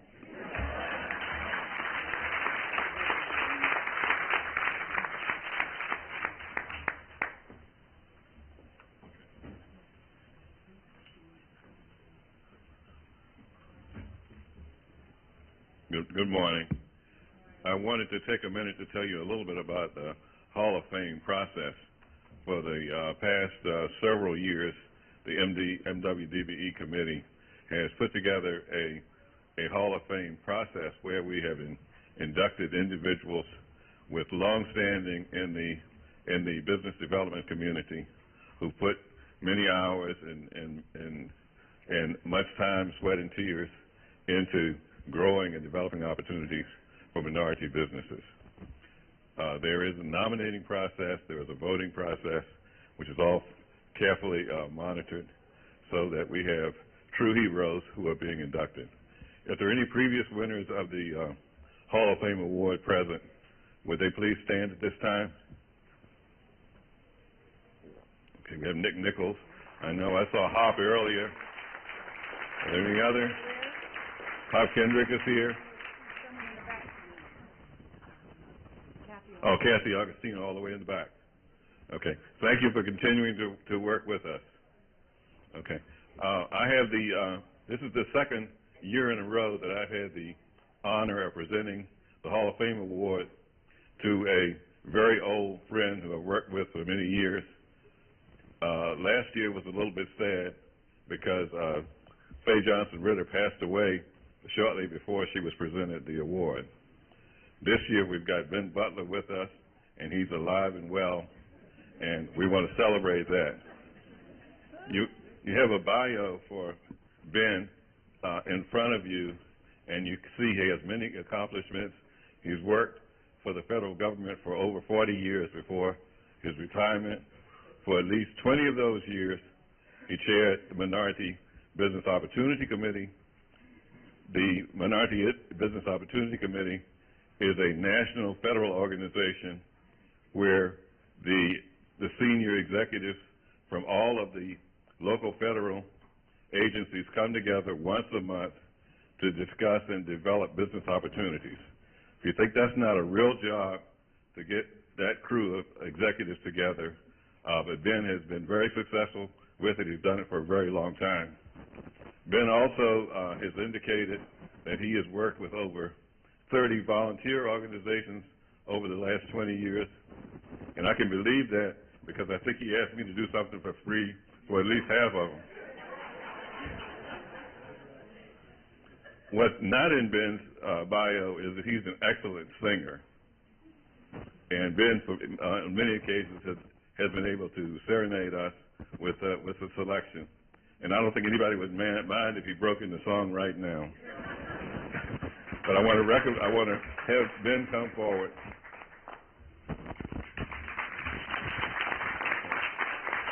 Congratulations, Ben. Yeah.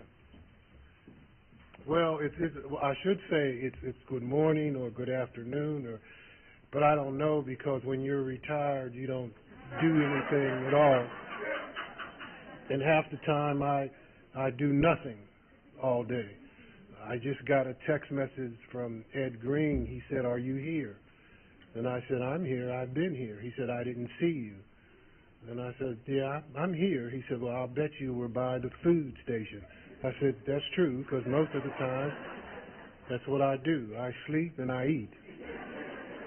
You know, when you retire, you kind of just, things stand still, and I'll show you. Did you see that picture of me? I have the same suit on today. Things just stop. You just stop. And that's what you do. But I am truly honored to receive this. I called Duvall, and when I got a message from him, and I said, you notice I've been retired, and my wife said, well, maybe they have you mixed up with someone else. Why don't you call him and tell him that you've been retired now? So when I called him, he said, oh, no, we remember what you did, so we now want to honor you today for that. I'm very thankful and grateful for them giving me this opportunity to stand before you and just say thank you. He asked me one thing. He said, Ben, do you still sing? And I do occasionally. I'm 72 years old now, and I look pretty good for a 72-year-old person. I'm not vain. I'm just telling you the truth.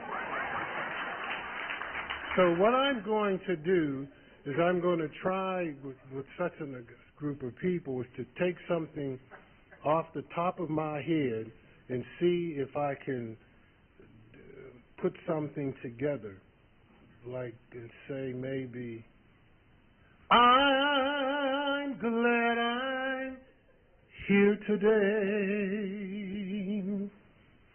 Just listen to what I I say, there's a job for all of you to do. Help somebody just get through. They're trying just to be the best they can be. So if you extend your hand to that woman or man, you can lift them up. You can help them stand. So I'll say to all of you on this day, just help somebody. Just help somebody. Just help somebody along the way. Just help somebody.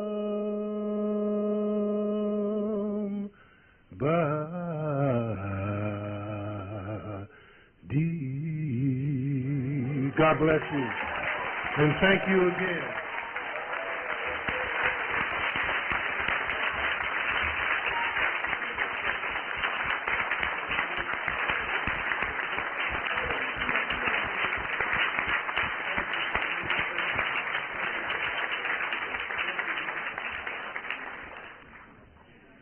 I think that may have been the best acceptance speech I ever heard sung.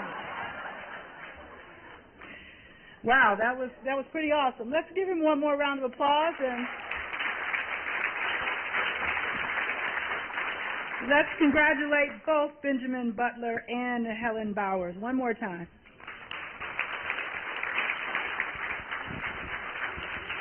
All right, so for our final presentation for the day, which will be followed by closing remarks, I will bring to the stage Renee Decker, who is also a part of the MWDBE Governmental Committee.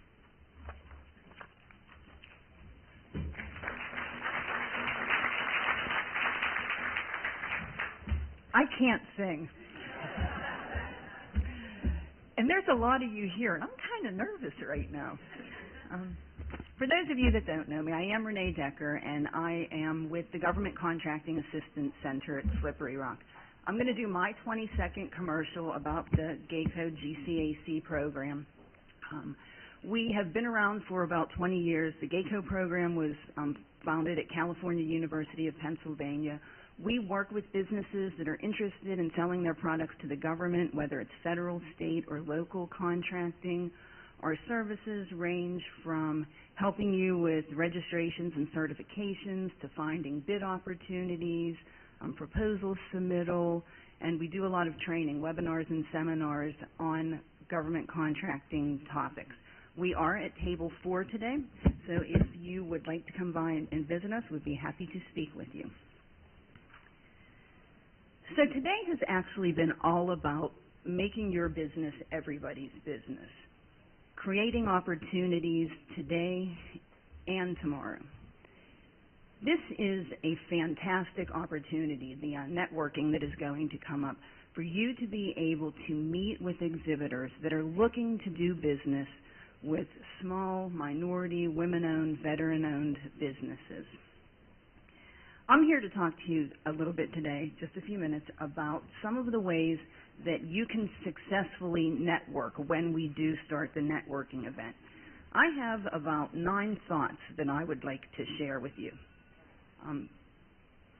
Kevin, do you have the presentation to run for the contracting opportunities? All right, there will be a presentation appearing in the background shortly, and it is a loop that is going to play during the whole exhibition time. Some of the exhibitors have provided us with information on their contracting opportunities, either current bids they have or some of their forecasted opportunities. You also have your program booklet, and there's an exhibitors directory in there. The first thought I want to share with you is to review the Contracting Opportunities Today presentation and the exhibitors pages. Take some time before you hit the networking tables to put your networking game plan together. Look at the opportunities, see who has opportunities listed that fit your business. Look through the exhibitors directory. Target some of those that you think you can possibly have a fit with. Go to those agencies first, or those prime contractors first. This is a time management thing. You want to talk with them, make sure you get to the companies that you think you have a fit or an opportunity with, and then when you get through them, go ahead and talk with the other tables that are here. Mr. Clark stated in his presentation that preparation is key, and I was very happy to hear him say that because this will prepare you to go and hit the tables that you want to talk to. Number 2 on my list, you are going to hand out business cards, company brochures, capability statements. If you don't have a capability statement today, I'm going to ask you to put that on your to-do list. That's something we're going to talk about more in just a few seconds. But not only are you going to hand information out, but you're also going to gather information back. You're going to be picking up the exhibitors' information and their business cards. Take a few moments to make some notes on the back of that information for the key specific things that you know you want to follow up on with that contact. Possibly you told them you were going to send them some additional information, maybe your capability statement, or they asked you to send you an email to request some information from them. This is going to help you to organize your follow-up networking and marketing when you're finished with today's events. 3 is a pretty simple one. Be courteous. Do not dominate the tables today. There are a lot of you here, and everybody wants a chance to talk to the exhibitors. So please keep your networking to a few minutes if there's a large group at the table that are trying to talk to the other exhibitors. And I think that ties in with my 4th thought, and that is to network with the other businesses that are here. Mr. Clark, or it was actually Mr. Fitzgerald, said that you never know where your opportunity is going to come from. You might bump into somebody or just by chance. So make sure that you're not only networking with the exhibitors, but also talk to the businesses that are here. When you're waiting in line to talk to the next, the person at the table, introduce yourself to the business next to you. Tell them what you do. Ask them what they do, and exchange business cards. And then again, before you leave today, we're going to do some more preparation. Sit down and take some time to make some notes about how you want to go forward while it's all still fresh in your mind. It's going to help you when you go back to your office tomorrow or within the next few days and start your follow-up.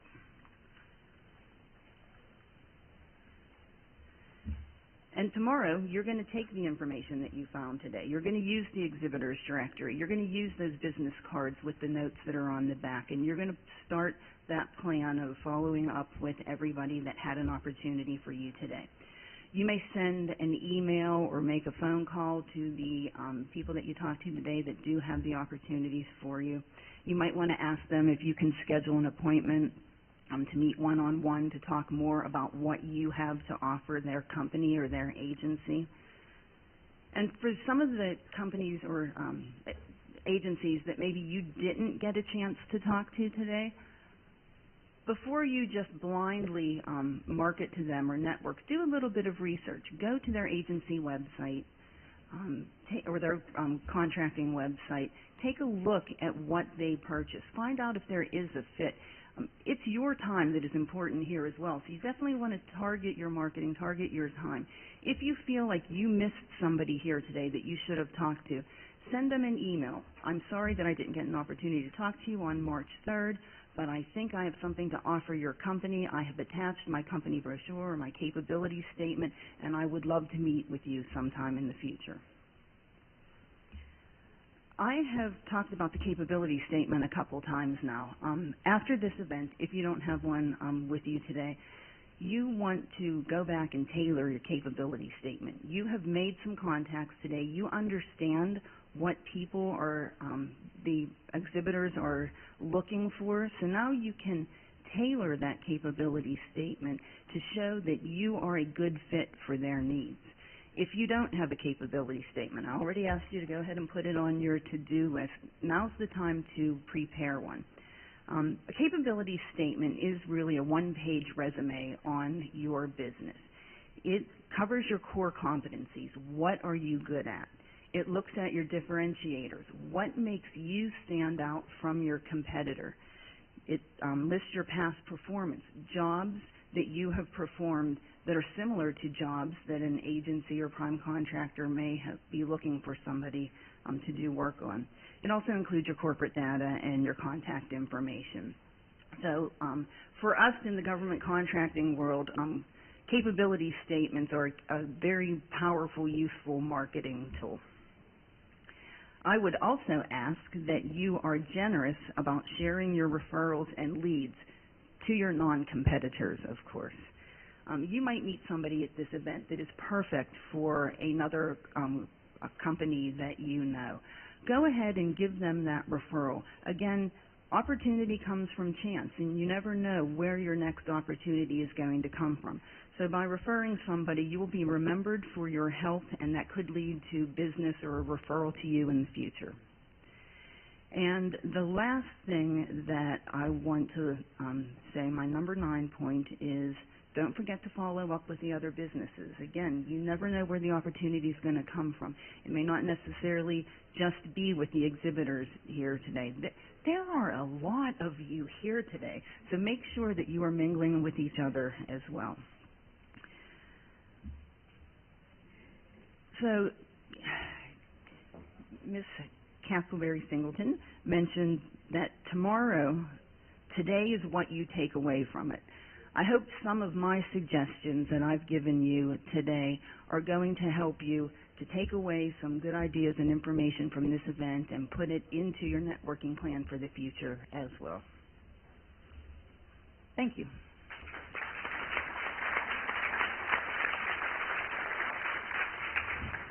So insert here before closing remarks, I have Paula B. Castleberry and Kim Evans.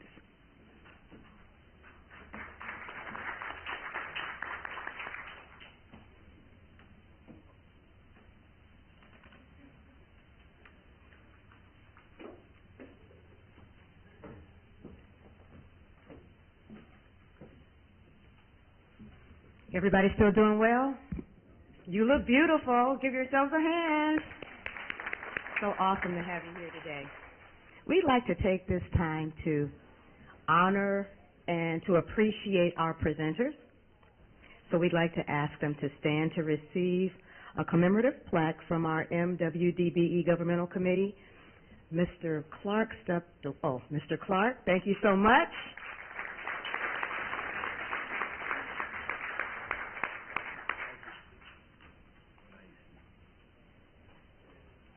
She gave me the difficult one. I'm not going to call you Mike the Google man. I'm going to call you Mike Castleberry.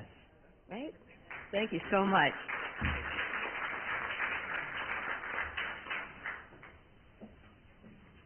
Okay, our next presenter's award goes to Elizabeth Bowers.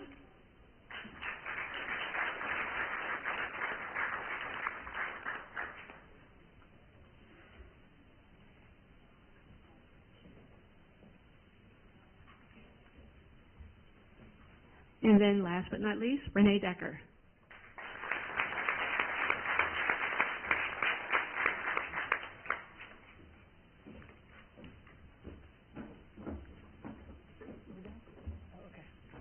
All right, so the only thing that stands between you and leaving is me and the next closing remarks. But I'd like to first do a couple of things. One is I think it's important to acknowledge the leaders of our great city who stopped by to let us know that they are committed to obviously diversifying our city. So Rich Fitzgerald and Valerie Roberts, who obviously have many other things to do, but chose to be here today, so let's clap for them.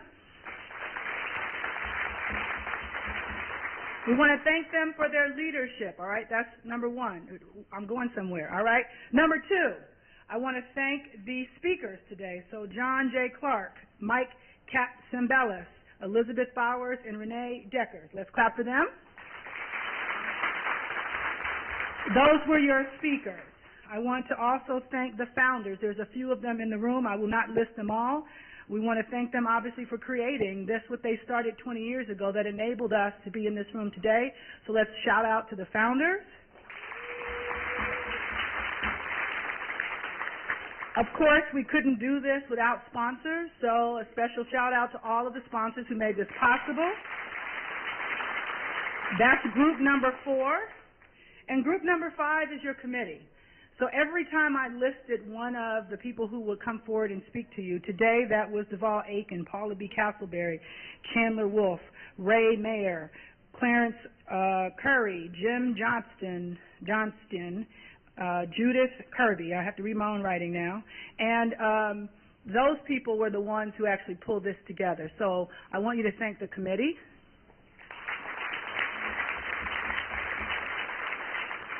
And I think sometimes we have an opportunity to show up at an event like this and hope all goes well. And so I think that you've had a great panel. You've had a great introduction to a number of ideas and things that you can take away. And so I want you to thank yourselves and those on live stream for hanging in there with us for this period of time. So give a clap to yourselves. And I will end with this as a final thought, that the way that things get better in the world is when we learn to collaborate with each other. And so I started off with the conversation about leadership and speakers and sponsors and the committee and founders and you. So I want you to do this final little exercise with me to talk about the power of us working together and watch how it sounds, all right? So I want you to tap 2 fingers together from where you are, these 2 fingers, to say, we want to thank the leaders. You with me? All right, so now we're thanking leaders. Everybody's with me? Now we're going to thank the second group of people who were our speakers. So 2 fingers together, so we have thanking the speakers and the leaders. The third group was we thank the sponsors, right? So we have the speakers, the leaders, and the sponsors. We got 3 fingers. You all with me? All right, you're following along? The fourth group was we wanted to thank the founders, right? So now we have some speakers, a committee, we have a leadership, and we have sponsors. And the final group we want to thank is the committee. All right? It is not what we do as individuals that is as powerful as it can be than what we can do together. So, I, Candy Castleberry Singleton, leave you with hopefully a wonderful experience over the last couple of hours. In the spirit of promoting my brand, you can find me and my information at dignityandrespect.org. I thank you for your time. I thank you all for being here today, and I thank you for the opportunity to be your MC. Next, and finally, I'd like to bring up Judith Kirby.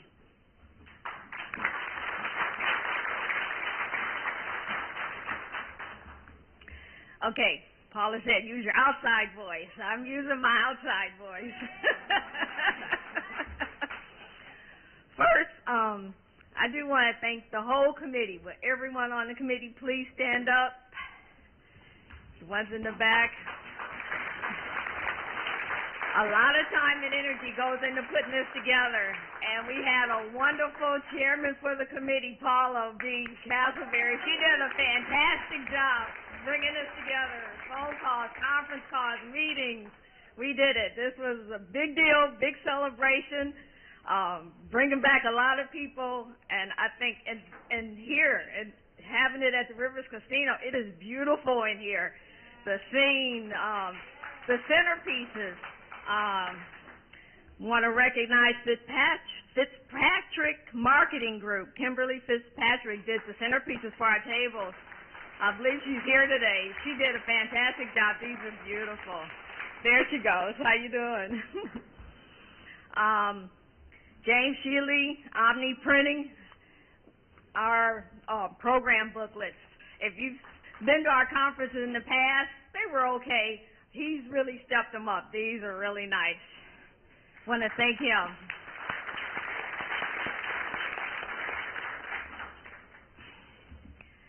Let's see. At 12 o'clock, there will be lunch.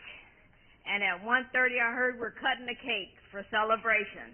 So stick around for that. One thing I wanted to say, just because I work for the Small Business Administration, and when the woman brought up the question about certifications and national certifications, now the Small Business Administration focuses on federal agencies and certifications there, and we're at table 32 in the back. And one thing I always tell people, once you've done your homework and narrowed your focus on who you want to target, find out what certifications are important to them and see if you qualify for them, because just getting all the certifications and trying to be it for everybody is not going to get you anything. You have to narrow your focus and find out what certifications are important to them and go after that certification. And if you want more about certification, there's a lot of resource partners here that help small businesses and help you find out how to get those certifications that are going to be important to whoever your customer that you've identified, because you've done your homework and found out where to get the biggest bang for your buck, okay? And with that being said, now put what you've learned as far as marketing into practice, and let's network, network, network.